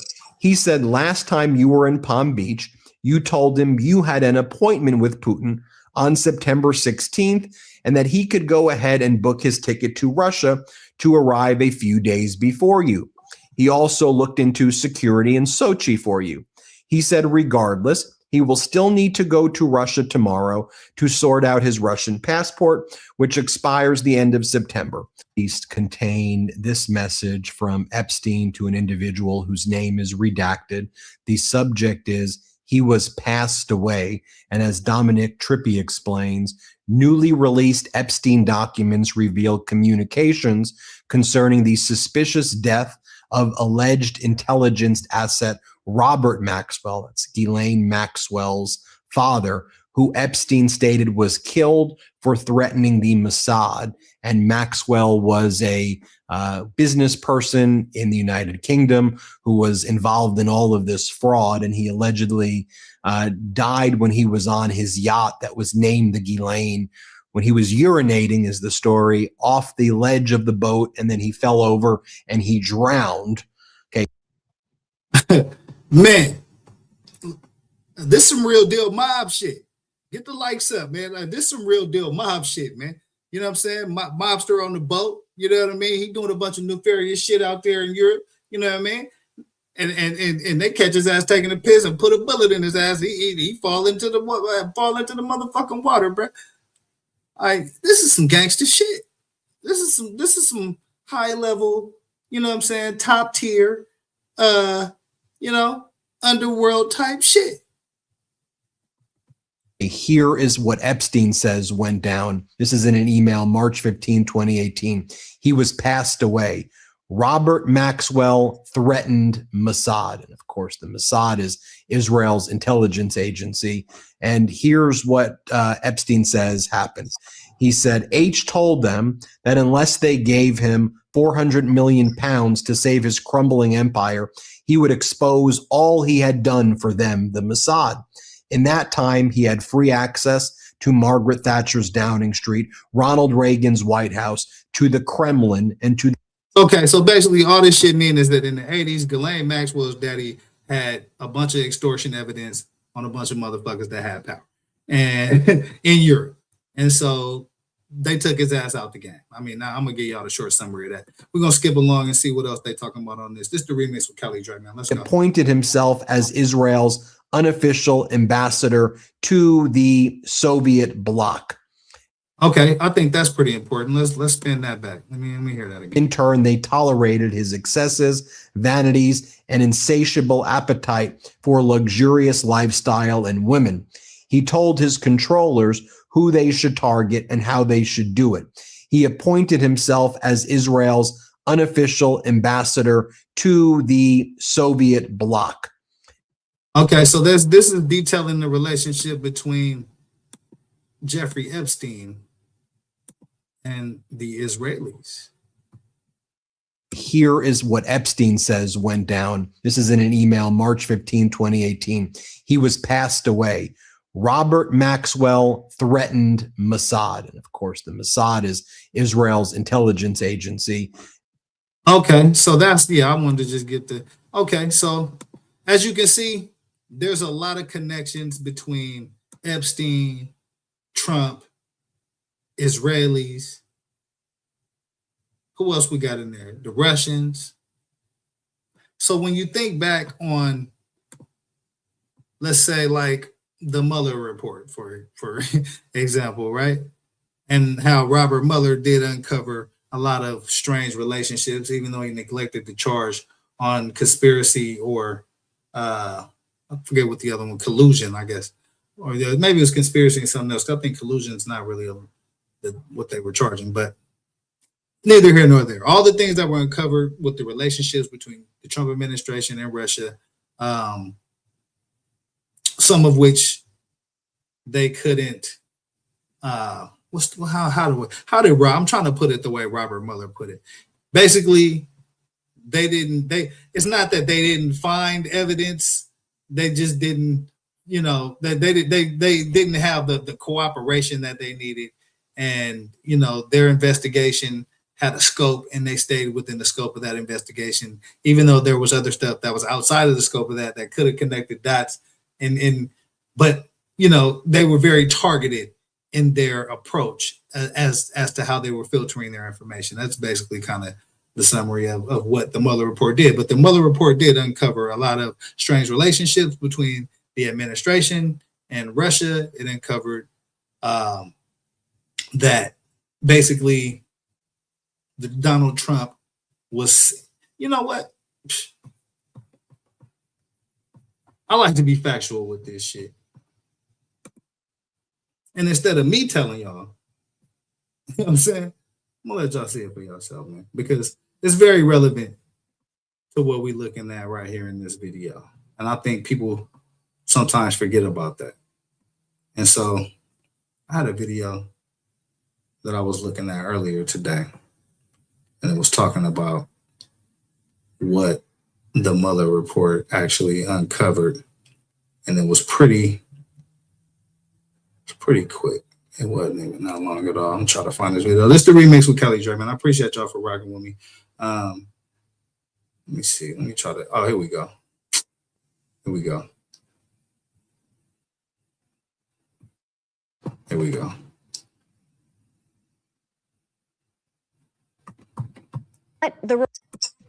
Hi, I'm Lisa Desjardins from the PBS NewsHour. When Special Counsel Robert Mueller released his report in March, he indicated that the report speaks for itself. But that report is 448 pages long, it is dense, and many of us just don't have time to read it. So my colleague William Brangham and I decided to dig into what the report does and does not say. We begin with the question of Russian interference in the 2016 presidential election. Through 2 years of this investigation, through the indictment of 34 individuals, and then spelled out clearly in his final report, Robert Mueller made one thing crystal clear. Russia attempted to interfere with our 2016 election. Here's the last thing Mueller said. And I will close by reiterating the central allegation of our indictments, that there were multiple, systematic efforts to interfere in our election. And that allegation deserves the attention of every American. And so that's where we will start. Volume 1 of his report. It's just over half of the total report, and it deals exclusively with what the Russians did. Mueller lays this out like the entire report, essentially as a large outline, saying Russia attacked in 2 ways. He writes, first, that it carried out a social media campaign that favored presidential candidate Donald J. Trump. And second, a Russian intelligence service. Okay, let me stop it right there. This is the first thing that the Mueller large report outline, uncovered. saying Russia attacked in 2 ways. He writes, first, that it carried out a social media campaign that favored presidential candidate. Donald J. Trump. First, the Russian entity carried out a social media campaign that favored presidential candidate Donald Trump. That was one of the first findings of the Mueller report, volume 1, page 1. Russia interfered in the 2016 election in favor of Donald Trump. That it carried out a social media campaign that favored presidential candidate Donald J. Trump. And second, a Russian intelligence service conducted computer intrusion operations against entities, employees, and volunteers working on the Clinton campaign. So if you guys remember, Hillary Clinton was also attacked by the Russians, right? And there's something I think they're going to go into it, but I think Donald Trump did a press conference one day saying, "Hey, Russia, if you guys can find all the emails, let me know. I'll at you." I'm paraphrasing, but I think so. I'm just trying to draw these connections for y'all, right? And when you start to ask yourself, at least when I start to ask myself, hey, Callie Dre, remember that time when Donald Trump had a meeting with the Russians and it was about a 2 or 3 hour meeting, but he wouldn't let anybody from the American side in the meeting with him and Putin? First time ever that's happened. Then you ask yourself why. Or at least I ask myself why. And so I just started to peel back some of these layers and start trying to answer some of these questions, man. You start to see links and connections in the background that nobody's talking about. $500 million mysterious investment from the UAE. You know what I'm saying? In Trump's cryptocurrency operation. And so again, the Russian-Trump connection is a very deep connection. And you're starting to see how deep it is. It wasn't just the election. Nah. It wasn't just the election of 2016 that Russia interfered with. It wasn't just the Clinton campaign that Russia interfered with. Nah, hell no. That shit deeper than that. It's deeper than that. Jeffrey Epstein was Vladimir Putin's money man. And he's also Donald Trump's best friend for 10 years. Can't make this shit up, bro. Translation: Russia used the internet to fool American voters and hackers to attack democratic computer networks. According to Mueller's report, the Russian campaign began in mid-2014. That's when employees of what's known as the Internet Research Agency first came to the U.S. to gather the material that they would later use in their elaborate social media postings. This is the IRA's headquarters in St. Petersburg, Russia. By the end of 2016, the Russians had set up fake social media accounts that reached millions of voters, aimed at promoting Trump or dividing Americans. The Russians created fake hashtags like #KidsForTrump. They bought thousands of online ads. They impersonated U.S. citizens and set up real political rallies, like a 2015 Confederate rally in Houston. They made posters like this one of Miners for Trump to promote a rally in Pittsburgh in 2016. The Mueller report lays out how this ensnared real American political operatives, including the Trump campaign and its allies. Donald Trump Jr. and top advisors like Kellyanne Conway all retweeted these fake accounts. Let's go to page 34 for an example. So Donald Trump Jr., Kellyanne Conway, I believe, was Donald Trump's chief of staff at that time, all retweeted this Russian propaganda. Now, we were on a panel, like, I think we was on Skull panel. And there was a debate about, I forget what we were talking about, but some of the right-leaning people on the show were bringing up Russian propaganda and claiming this is real news.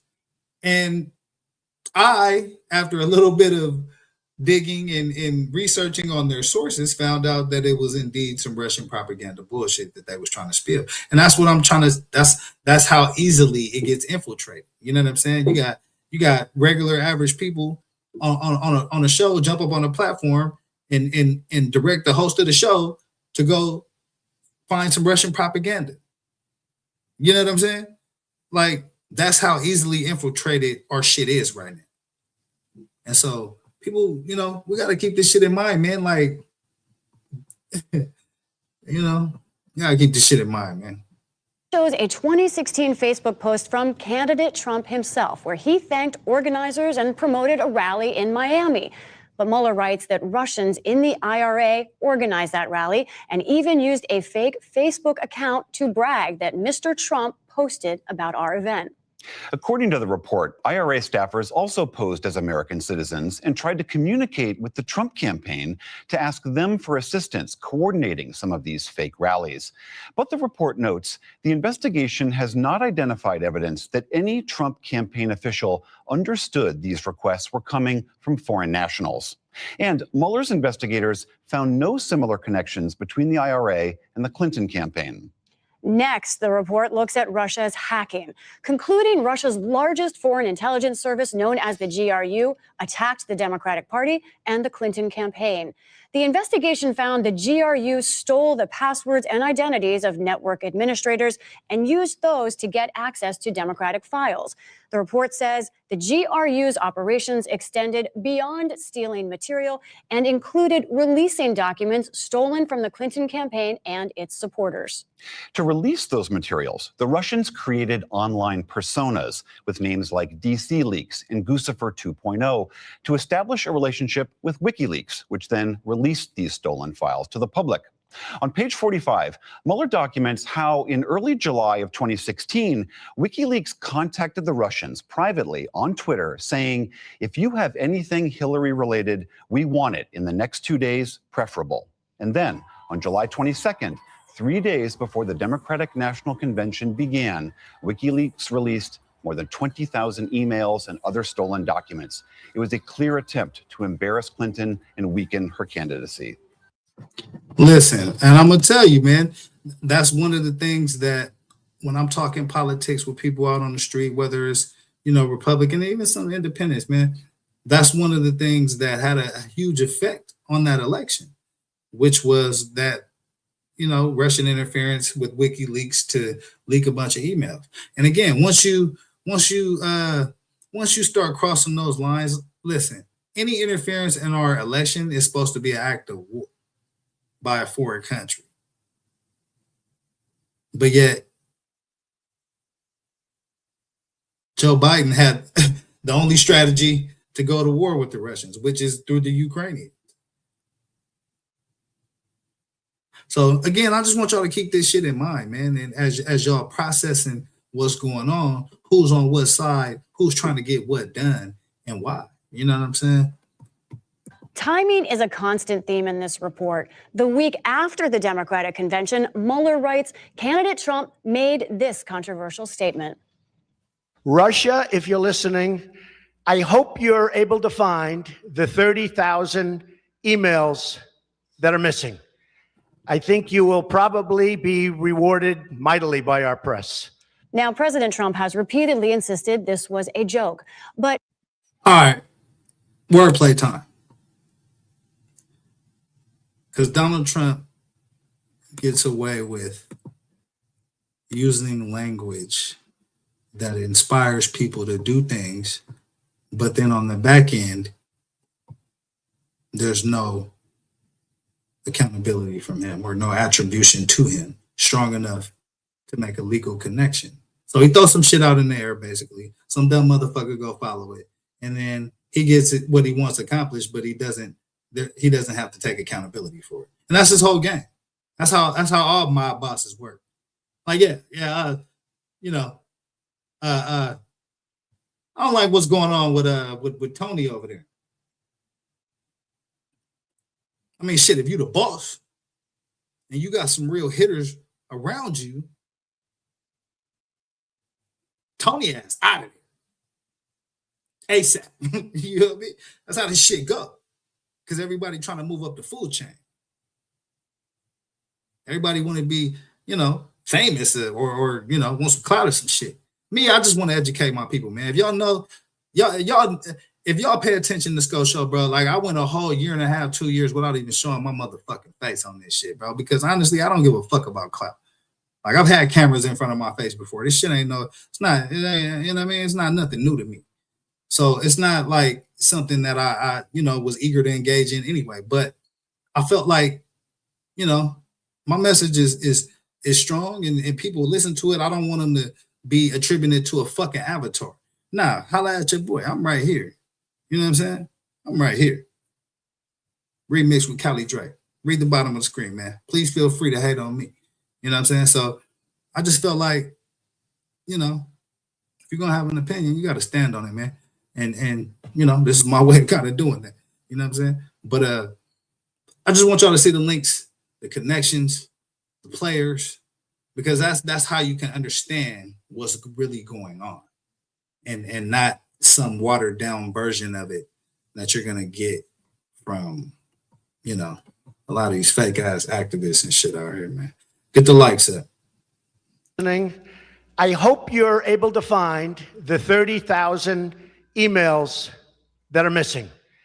I think you will probably be rewarded mightily by our press. Yeah, you'll probably be rewarded. And then he says, mightily by our press. Wink, wink. Wink, wink, nigga. You know what I'm saying?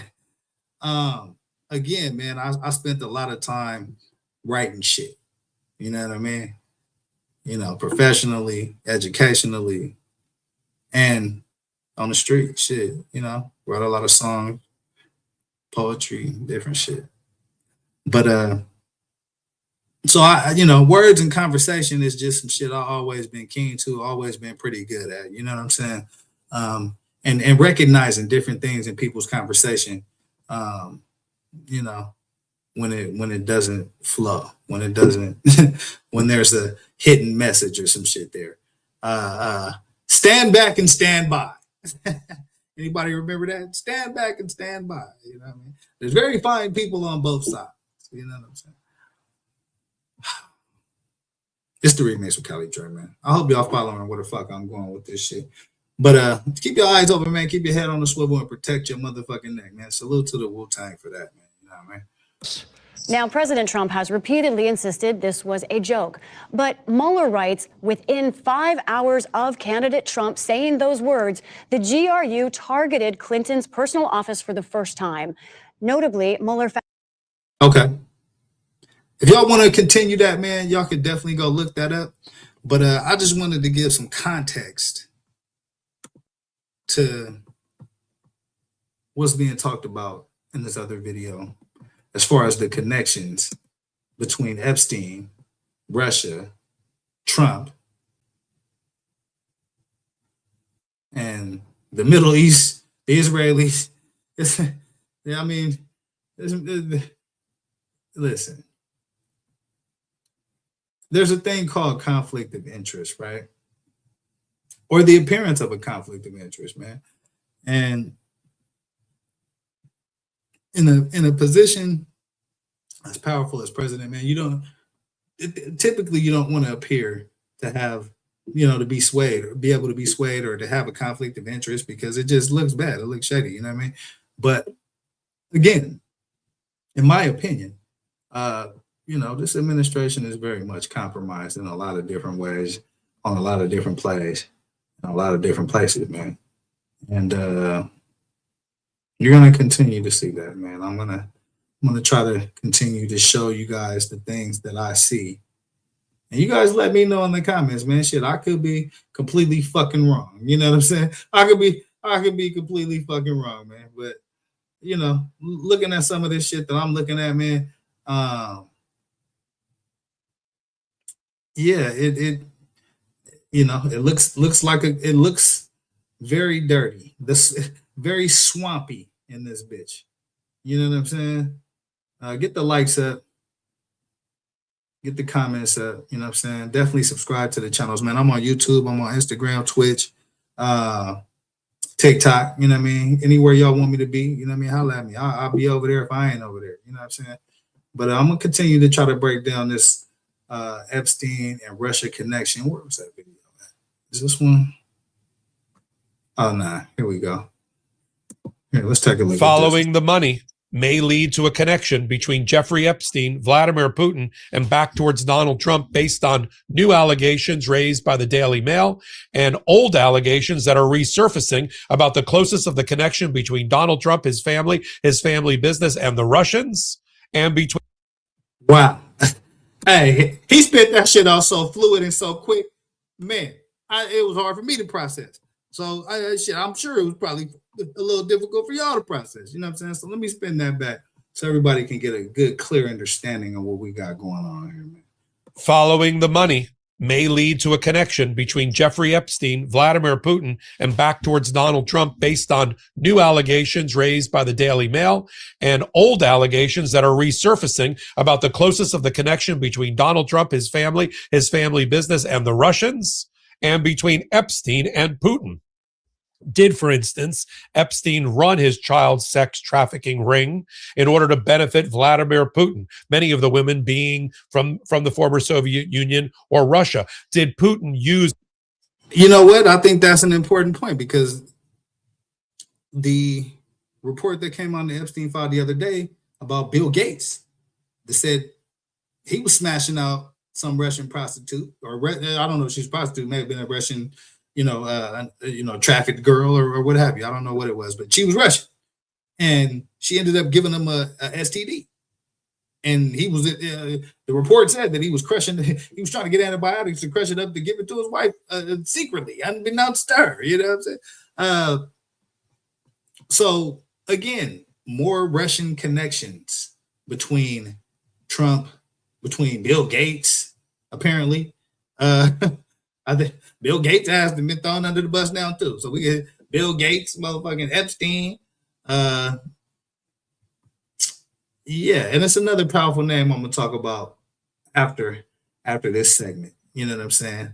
And how he, is approaching this completely opposite of the administration. But let's continue with this. This is the remix with Kelly Dre, man. I appreciate y'all for rocking with me. Did Putin use Epstein, the new reporting suggests, to ensnare powerful American men and use that against them for extortive purposes? Look, there's been allegations, including at the highest level of our intelligence community, that Donald Trump was an asset of the Russians. And many of the actions that he's done over the years suggest that he has, if not an asset relationship, at least a peculiar fondness for what is a mortal enemy of America, its democracy, and its way of life.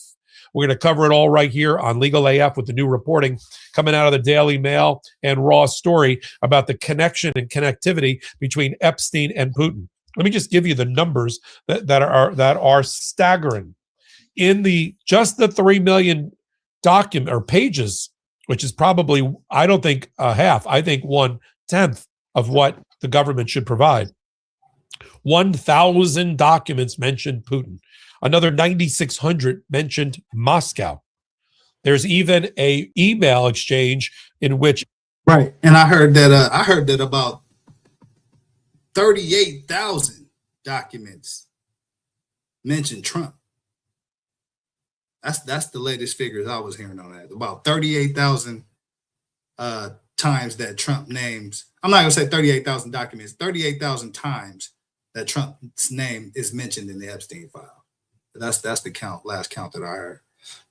Epstein says to a Putin-connected person in his inner circle that he will provide information before Putin meets in 2008 or so with Donald Trump, right? To give him more information to prepare Putin for that meeting.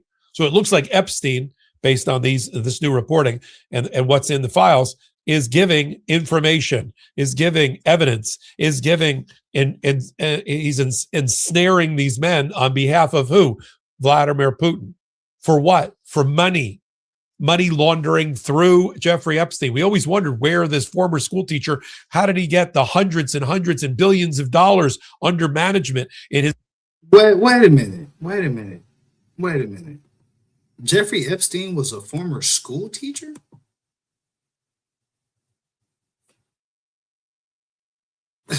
There's no fucking way, bro. Jeffrey Epstein, a school teacher. Yes, Jeffrey Epstein was a high school math and physics teacher at the Dalton School, an elite private prep school in Manhattan in the mid-70s.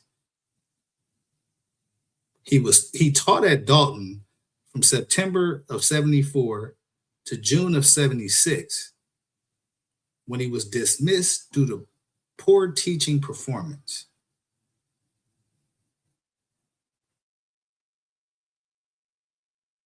During his time at the school, he made connections with the wealthy and influential families of his students, including the daughter and son of Bear Stearns CEO Alan Greenberg. These connections helped him secure his first job on Wall Street with the investment bank Bear Stearns, which launched his career in finance. Former students have described him as charismatic, but some also noted his unusual behavior and persistent attention toward teenage girls during that period, although none of the later sex trafficking charges were directly linked to his time at the school. And if you guys want to Google that, just put in, was Jeffrey Epstein a school teacher? And you can read the same shit I just read. Wow. Can't make this shit up, man. Can't make this shit up. Laundering through Jeffrey Epstein. We always wondered where this former school teacher, how did he get the hundreds and billions of dollars under management in his investment company? Nobody ever heard of the guy. It would explain it. If you can't figure out where the money's coming from, it's usually coming from nefarious sources. And what would be the connection there? You're on Legal AF, by the way. Hit the free subscribe button. Hit the paid subscribe button. Do it all to support Legal AF. I'm Michael Popak. Okay. Robert Maxwell, the disgraced financier in London, was also part of this espionage ring and was able, according to this reporting, to bring in money, to bring in contacts into Jeffrey Epstein. Who's Robert Maxwell? Who's his daughter? Ghislaine Maxwell, the girlfriend, the madam, the co-conspirator in the child sex trafficking ring. You see how the levels of connection, you see how the red string on the board get tighter and tighter? Now, if it is true that if these allegations are proved out that Jeffrey Epstein was in bed with the Russians, then you've got Epstein and Trump's close relationship. And so obviously Legal AF didn't do their motherfucking homework good enough, because we just found out that Jeffrey Epstein was Vladimir Putin's money man. So hey, good job, Legal AF, but yeah, y'all got to dig a little deeper, man. This is the remix with Callie Drake, man. We getting the perspectives from everywhere, and we putting it together to find out what the fuck makes sense. What the fuck is what? You know what I'm saying? And Trump's own relationship with the Russians. Look, so there's been resurfaced reporting that Don Jr. in 2008 said that a disproportionate amount of the Trump family investments and assets are connected to the Russians, right? It gets worse. Eric Trump in 2014, during a golf game, told the person who was with him, and it was reported in the paper, that we have all the funding we need from the Russians. We don't have to worry about going to U.S. banks. Those aren't my words. Those are the words of Don Jr. and Eric at the time. Now, here's the missing piece in all of this. We keep talking about the Epstein files, and we allow the opposition to define them. The Epstein files that we're talking about are not all the files related to the money flow and money transactions at all. It's just what's in the Department of Justice's hands. That's all that the Epstein Transparency Act applies to. Department of Justice, which means whatever they had or needed for their prosecutions and investigations of Ghislaine Maxwell and Jeffrey Epstein. What's missing? How about the Treasury Department? How about the Internal Revenue Service under the Treasury Department? What about the postal inspectors who do all of that work? We want everything that the federal government executive branch. That's the problem with the Epstein Transparency Act. It should have said everything in the hands of the executive branch, not just the Department of Justice. Yeah, I would have to agree with that, man. And actually, shit, the Department of Justice ain't even giving out all the damn documents because there's said to be about 3 million other outstanding documents, man, from the Epstein, from the Department of Justice. So as y'all can see, man, this shit messy as fuck. This shit messy as fuck, bro. Like, it just is. You know what I mean? It's connections to the Russians. It's connections to the Israelis, the Middle East. He just got 500 bands from the Middle East. You know what I'm saying? I think he got a plane at some point from somebody, like some foreign fucking country in the Middle East. I'm just trying to do the math for y'all, man, so y'all could do the math for yourself, man. It was one more story I wanted to cover, man. Again, for more information on these stories, definitely tap in with these platforms. Midas Touch, Legal AF. You know what I mean? I support them too because they digging deep. It's independent media, and definitely got to support factual sources of information while we can in this democracy, while it is still that. But there was another story that I wanted to cover today, and I think this happened overseas, man. I think this took place overseas. And so the caption of this story says, what the fuck is that, Callie Drake? Oh, breaking. I think I have to throw the breaking on it. Breaking. The feds raid Elon Musk's office as the Epstein truths come out. The feds raid Elon Musk's office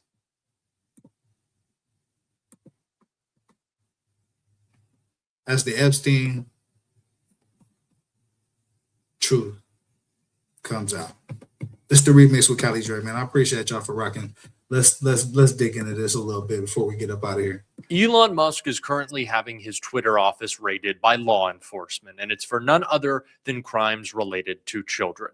Elon Musk, the richest and one of the most powerful men in the world, has been spending the past few days trying to convince us that his emails to Jeffrey Epstein in no way implicate him, that there is nothing bad that Elon Musk has ever done when it comes to children, that he was simply messaging back and forth with Jeffrey Epstein. Who even is that? We don't even know. That is the message that Elon has delivered, that the mainstream media has delivered, that just because you were talking to Epstein, or in the words of Todd Blanche, partying with him, doesn't mean you did anything wrong. Well, do you know what? Elon Musk did do a lot wrong, and it is why his building is being raided right now. Now, we're going to get into that breaking story being reported by the AP, but I want to start with how Elon Musk has tried his best to deflect from Epstein over the past couple of days, because it's an insight into this breaking news. Panicked Musk makes wild excuse as Epstein emails blow up in his face. Elon Musk lashed out at legacy media for reporting on his exchanges with Jeffrey Epstein. Yeah, so that's from legacy media. They saying that Elon Musk crashed the fuck out over this Epstein shit. Elon Musk scrambled to dismiss reports linking him to Jeffrey Epstein as fake news after new documents surfaced showing him begging to party with the late trafficker. The chronically online SpaceX boss, who has denied any involvement with the disgraced financier's island, jet, or parties, insisted in a series of posts over the weekend that his frantic emails to Epstein could be misunderstood. Musk wrote in shared posts claiming that he denied invitations to Epstein's island and that he was too busy to attend any of the gatherings. He reported one user who speculated that Musk didn't have time to hang out with Epstein on the island, and added that he worked most of the weekend too, still do. Legacy media lies relentlessly, Musk wrote in a Twitter post responding to a user who called reports about Musk's emails to Epstein fake news. Again, reports are showing Epstein files got Elon Musk crashing the fuck out. This is the remix with Callie Dre, man. I'm trying to just summarize this shit, give you the news that you can use, and put it in plain terms for you. You know what I'm saying? All this fucking, long language and shit. Elon over there crashing out. His shit got raided, and we finna dig more into that right now. Musk also shared numerous posts heralding himself as a champion for children and Epstein's victims. He also called on more arrests to be made following the release of the files. What matters is not the release of some subset of Epstein files, sure, man, great, but rather the prosecution of those who committed heinous crimes with Epstein, Musk posted. When there is at least one arrest, some justice will have been done. If not, this is all performative, nothing but a distraction. The billionaire also responded to a Twitter user, Doge Design. I actually agree with Elon on that. It's got to be more than one arrest, but when the fuck is it? When is it gonna happen? I mean, we got Russian connections. They got all kind of shit. I mean, let me know in the comments, man, if Obama had done any of this shit. Never mind. We ain't gonna go there. This is the remix with Kelly Joy, man. Get the lights up. Known for almost exclusively posting pro-Musk content, who claimed that Musk was the only one calling for prosecutions among high-profile figures listed in the files like Bill Gates, Bill Clinton, Steve Bannon, and Reid Hoffman. Why is that? Yeah, most definitely, man. And we highlighting everybody that's mentioned in these Epstein files: Bill Gates, Bill Clinton, Steve Bannon, Reid Hoffman. All names that popped up in the Epstein files. It's Bill Clinton, Steve Bannon, and Reid Hoffman. Why is that? The user asked. Because they are guilty, Musk responded. Clinton, Hoffman, and Bannon have all publicly called for all Epstein files to be released. Remember that. Remember this part right here. Because they are guilty, Musk responds. Clinton, Hoffman, and Bannon have all publicly called for the Epstein files to be released. So Elon Musk is saying that Clinton, Hoffman, and Bannon are guilty, right? But I'm gonna show y'all something after this that actually is going to call that into question. Why is that? The user asked. Because they are guilty, Musk responded. Clinton, Hoffman, and Bannon have all publicly called for all Epstein files to be released. Email exchanges and calendar invites published by the DOJ show that Musk had attempted to schedule various meetings with Epstein and tried securing an invite to the wildest party, he called it, on the island. The messages were sent years after Epstein first pled guilty and served time for his crimes in 2008. In a November 2012 exchange, Epstein. So they're saying after Epstein was charged, Elon was still trying to party with. Let me run that back.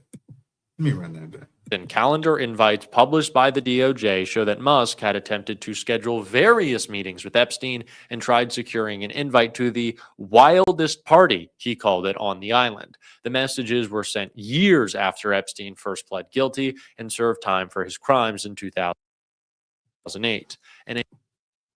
Yeah, I thought I heard that correctly. So years after Epstein pleads guilty and serves his jail time, Elon Musk hitting him up about the wildest party on the island. Yeah. All right. Again, another powerful figure involved in this, Elon Musk. So now you got Elon Musk, who, is trying to corner AI and go to space, and got all y'all motherfuckers driving them goofy ass Teslas. And matter of fact, bro, them Teslas is goofy as fuck. I hate you Tesla driving motherfuckers, bro. Y'all can't drive slow as fuck on the freeway, bro. I gotta go all the way around and around you motherfuckers just to get to where the fuck I'm trying to go. I'm sick of it, bro. I'm fucking sick of it, bro. Like, fuck this shit. A November 2012 exchange, Epstein asked, "How many people will you be for the heli to the island?" Musk responded, "Probably just Tallulah and me. What day or night will be the wildest party on our island?" In a December 2013 email thread, the two attempted to coordinate time for Musk, who said he was in the British Virgin Islands and St. Bart's for the holiday, to visit Epstein's island. Epstein suggested that Musk come after the new year. "Any day, 1st through 8th. Play it by ear if you want. Always space for you," Epstein responded. Epstein later emailed to cancel Musk's trip due to scheduling conflicts. Vivian Wilson, Musk. So as y'all can see, man, you know what I mean? is a bunch of fucking emails and attempted invites that Elon Musk was trying to get on that island after Epstein had been convicted. What else we got going with all Elon? Because no one projects quite like Elon does. Just listen to this clip right here, which actually perfectly led into this story about the raid. I think part of why Kamala is getting so much support is that if Trump wins, that Epstein client list is going to become public. Yes. And some of those billionaires behind Kamala are terrified of that outcome. Yeah. Do you think Reid Hoffman's uncomfortable? Yes. So Elon says all of the billionaires are worried about their crimes coming out, their crimes against children coming out. And he says that's why they're all voting for Kamala.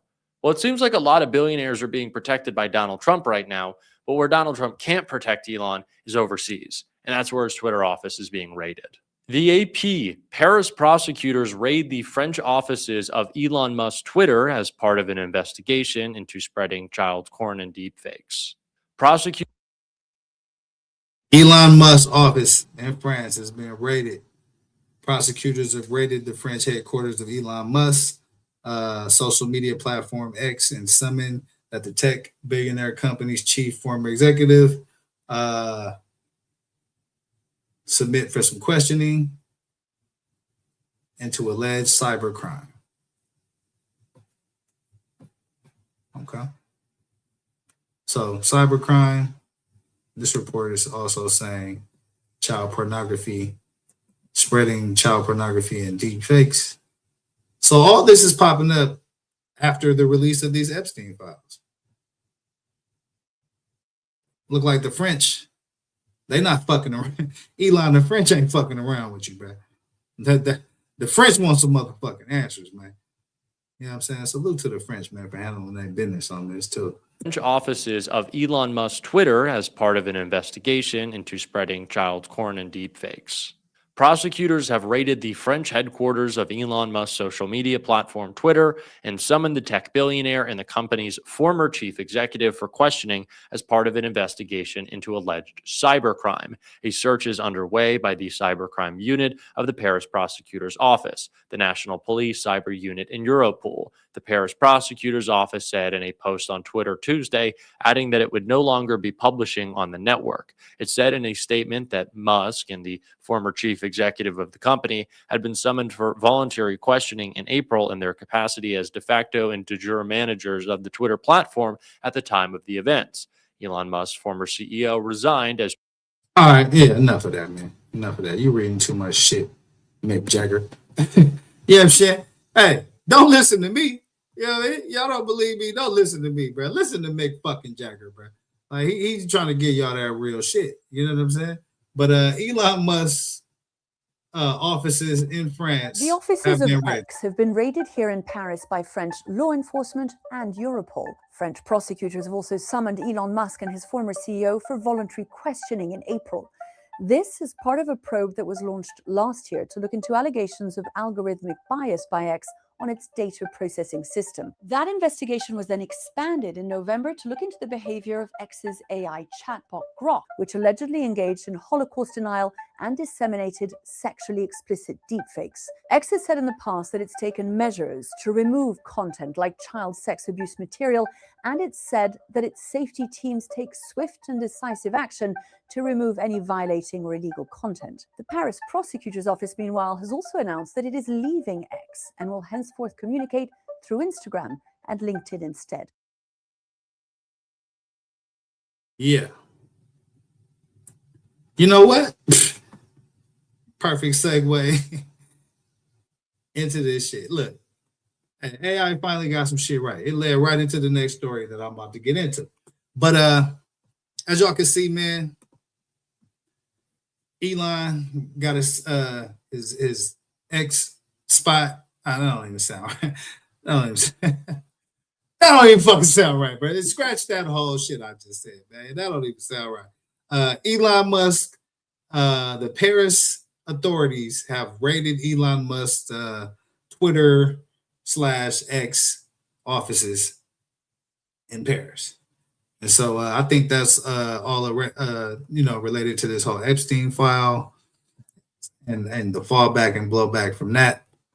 But earlier in the show, we talked about I think there was a report about Elon Musk saying that, you know, the Clintons were guilty and they didn't want to, you know, they didn't want anyone to know. That's why they're calling for the release of the Epstein files or some bullshit like that, man. I'm wavy, man. I told y'all. But it came out today that the Clintons have now offered to at first do a transcribed deposition, but I think now they've actually decided to do like completely open deposition. I mean, like an open panel against, I guess, open to Congress, open to the public for everybody to see. And so, let me see if I can find that video. This is the remix with Kelly Dre, man. I appreciate y'all for rocking with your boy, but the Clintons, they doubled back and basically said, nah, we want this shit out in the open. And so they've actually agreed to sit down, I guess, in front of Congress and answer questions about the Jeffrey Epstein case. So if you guys haven't seen that, man, I'm gonna pull this shit up. See, just the one. Donald Trump just wrapped up a screaming meltdown in the Oval Office that was triggered by one simple question. What's going on with the Epstein files? And Donald Trump now has a standard issue answer for that question. I don't know who Jeffrey Epstein is. The Epstein files don't exist, and it's all Bill Clinton's fault if they do. But Bill Clinton and Hillary Clinton just made it a lot more difficult for Donald Trump to give that answer. They blew up his plan, and they have him panicking. And we are going to get into all of that, as well as some news regarding Ghislaine Maxwell's coming testimony in Congress with Congressman Jamie Raskin. We broke down a lot, but the issue at stake, Bill and Hillary Clinton's testimony, is where we begin. And Jamie Raskin actually gave the real answer that has Donald Trump very scared, as well as Pam Bondi. I want to ask about something that's coming up in the House this week, and that is the former president, Bill Clinton and Hillary Clinton. They were already held in contempt by the Oversight Committee. And several Democrats voted yes on that, too. It's going to come before the full House soon. Will you vote yes? I mean, I will vote yes on contempt against them and anybody else as long as Pam Bondi is part of it. And the Democrats on the Oversight Committee raised Pam Bondi. Remember, she's got millions of documents that she is legally compelled to turn over under a months-old subpoena and under federal law, and she's not doing it. I just put that link in the chat if anybody want to come up here and, you know what I'm saying, do they want to. Let me know what's on their mind about what's going on in the country, about what's going on with these Epstein files. The link is in the chat, man. So I don't think we should be holding anybody in contempt, including people who've engaged in at least partial compliance, unless we're going to get that huge mountain of documents that's being held by the DOJ. So presumably Republicans are not going to do that. Well, if they're not going to do it, then they're not serious about investigating the Epstein files, and that's what America wants. So you vote no on the Clinton? I will definitely vote no on any partisan measure, one side or the other. I want all of the information from everybody, and I want everybody to come forward and comply, including Ghislaine Maxwell, G-Max, you know, the sexual predator who Virginia Giuffre said opened the gates to hell for these women and for these girls. I wonder if Mr. Blanche has even read Virginia Giuffre's book about what happened, Nobody's Girl. He should go ahead and read it and try to understand what he's doing, because he's acting like his only interest in the whole event is to protect Donald Trump. I hate to always use the word distraction, but it is a fucking distraction. Most definitely. I was actually about to say some similar shit, and Mick fucking Jagger right here beat me to it, but the correct word. This is a distraction. But as I've mentioned before, the point that Donald Trump wants to make here is contradictory. He both says that the Epstein files, they're done, they're sealed, move on, stop asking me about it, it's not a real thing. But But he also then goes on to say, in a fit of rage, it's all Bill Clinton's fault. It's Clinton, it's Clinton, it's Clinton. Clinton was conspiring with Epstein, was conspiring with the DNC, was conspiring with Rachel Maddow, was conspiring with Michael Wolff, and they should all be in jail for election fraud. That is what Donald Trump says. So both at the same time, the files aren't real, but there was also this cabal and this conspiracy of election fraud of all of Donald Trump's enemies that needs to be investigated right now. Hey, listen. How he just laid that shit out for y'all, bro? Like, that's the shit that be going on in my mind. But it's like, I don't even sometimes be wanting to even take the time to break that shit down, because are any of you motherfuckers even listening, bro? Are any of you motherfuckers even listening? That's the question. Because if you are, then this shit should piss you off, man. And this shit should motivate you to want to, push for some change, man. You know what I'm saying?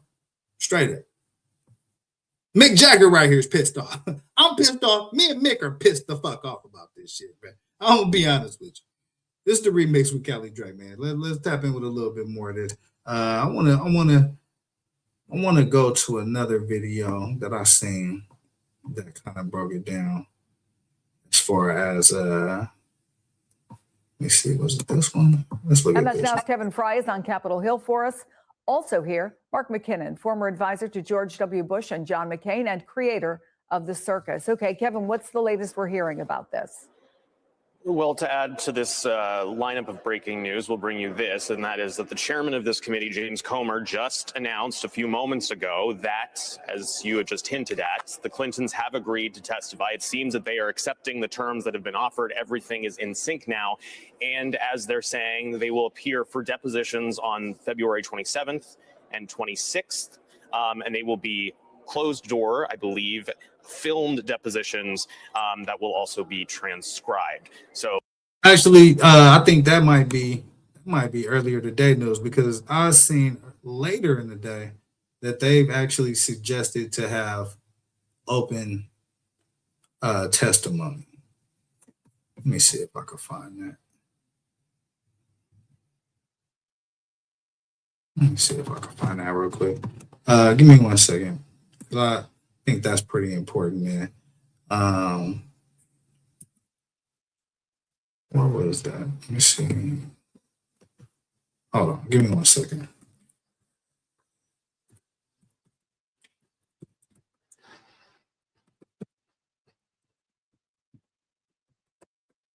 Yeah, I think there was some reporting that they were. Oh, yeah, here we go. Let me see. Former US President Bill Clinton and former US Secretary of State Hillary Clinton have agreed to testify in a House investigation into convicted sex offender Jeffrey Epstein. The Clintons were facing a vote which could have led to potential criminal charges for refusing to testify in Congress. Chair of the House Oversight Committee, Representative James Comer, has continued to press for criminal contempt of Congress charges. Attorneys for the Clintons have said the pair would accept Comer's demands and will appear for depositions at a future date if Comer agreed not to move forward with contempt proceedings. Comer said an agreement had not yet been finalised and that he was not immediately dropping the charges. The charges would carry the threat of a substantial fine and even incarceration if passed by the House and successfully prosecuted by the Justice Department. As Comer and the Clintons negotiated over the terms of the depositions, the House Rules Committee postponed advancing the contempt of Congress resolution. Okay, so there you have it, man. They're going to testify. The Clintons is going to testify. And we'll see what happens next, man. I mean, it looks like, they're not hiding from their names popping up in the Epstein files. They say, they may have a reasonable explanation for all this shit. I don't know. But we definitely going to find out, man. Yeah. We definitely going to find out. Let me know what y'all think, though. You know what I mean? Let me know what y'all think in the comments, man, because this whole Epstein shit is actually opening up a bunch of other shit. It's forcing some moves to be made. As you can see, the French made some moves today. The Clintons and now came out and said they're gonna testify. You know what I mean? So this whole Epstein shit, man, is not going away anytime soon. Like it's not going away anytime soon, man. Let me know in the comments what y'all think, man. That link is in the chat too, if anybody want to come up here and chop it up. But yeah, man, let me know what y'all think, man. I try to break down all the connections for y'all with Russia, with Israel, you know what I'm saying? With Epstein being Putin's money man, also Trump's best friend for 10 years, also had a relationship with the current commerce secretary. I covered that in the other last show I did. So this shit is not just one individual who had a homie who was into some bad shit. This is the highest levels of the underworld right here. You know what I mean? When you're talking about Putin, when you're talking about, you know, the United Arab Emirates dropping 500 million, you know what I'm saying? This is the highest levels of the underworld. I don't even know how else to put that shit. You know what I mean? And so that's the leader of the free world right now. That's the president. That's the motherfucker that's in charge of pushing the button. And his shit messy as fuck. Been messy as fuck since day one. But how y'all feel about it, man? I was initially a person that didn't believe that the Epstein files was going to cause this big of an uproar, because I just thought, like, of all the shit that's been going on with this dude, all the failed casinos, and how the fuck do you bankrupt a casino? Like, it's a fucking casino. The 90 plus felonies that I guess dropped down to 30 or 40 or some shit. Like, the Epstein files to me just seemed like just another thing that people were going to accept. But it seems that both sides have an interest in exposing as much sunshine as possible on what happened with Epstein and Trump and all the other connections, you know, Clinton, I guess now, and Gates and a bunch of other people, man. Jay-Z popped up on that motherfucker. Jigga, man. So I don't know, like, but definitely I'm gonna be here breaking this shit down. You know what I'm saying? And I appreciate y'all for rocking with me, man. This is the remix with Cali Dre. I'm on all the platforms, man. I'm on YouTube, Twitch, Instagram, TikTok. You know what I mean? Tap in with me, and I'm gonna tap in with you, man. You know what I'm saying? If you somewhere that I ain't, shit, I'll have you, man. I'm gonna be right over in that motherfucker. You know what I'm saying? Try to set up shop. You feel me? But yeah, man, I had a couple more things, but shit, it's getting late, man. I appreciate y'all for rocking with me, man. I'm finna get the hell out of here. You know how I do it, man. Before I get up out of here, though, you know what I mean? I'm gonna let OG do his motherfucking one too, just because I fuck with this old dude. I fuck with this old dude. He a player ass veteran. I got a family full of veterans. And this motherfucker outside with a mink coat on, talking shit to the police. So that being said, man, this is the remix with Cali Dre. I appreciate y'all for rocking with your boy. And yeah, tap in with me, man. I'm gonna tap in with you. You know what I'm saying? Peace. Right here. You heard it from me. White supremacists. That's right. I hope you can see through those thick-ass glasses that you fucked up. You stand there and sanction this bullshit, and they kill a woman. They're ruining businesses that have been here for generations. They're fucking up this community. You can go home safe, but no, you're here to terrorize this city. A bunch of bitches, if I've ever seen a bunch. And I'm telling you to your face. And if you don't like it, fuck you. Money on my mind, got my money in my mind, right? Money on my mind, got no time for that limelight. I'm from California, man, I guess we'll start with that. Banged out starter caps, glued to the cul-de-sac, looking like an artifact, trying to get their money back. Yellow jackets coming, mom about to have a heart attack. Southeast San Diego, we was at the heart of that. You moved about the hood, my nigga, you ain't want no part of that. Move to work and let the money drip the laundry mat. I pray to God the homie get his little daughter back. So many problems and it's not even a part of rap. So many suckers and they hating and they copycat. And life is bigger than these bitches that you hollered at. And if you bleed a dollar, better get $3 back. And all I'm giving is the facts. Pay attention to the stats and never making mention of the jacks. Gotta keep the money stacked, work your way through the traps. Money motivated to the max.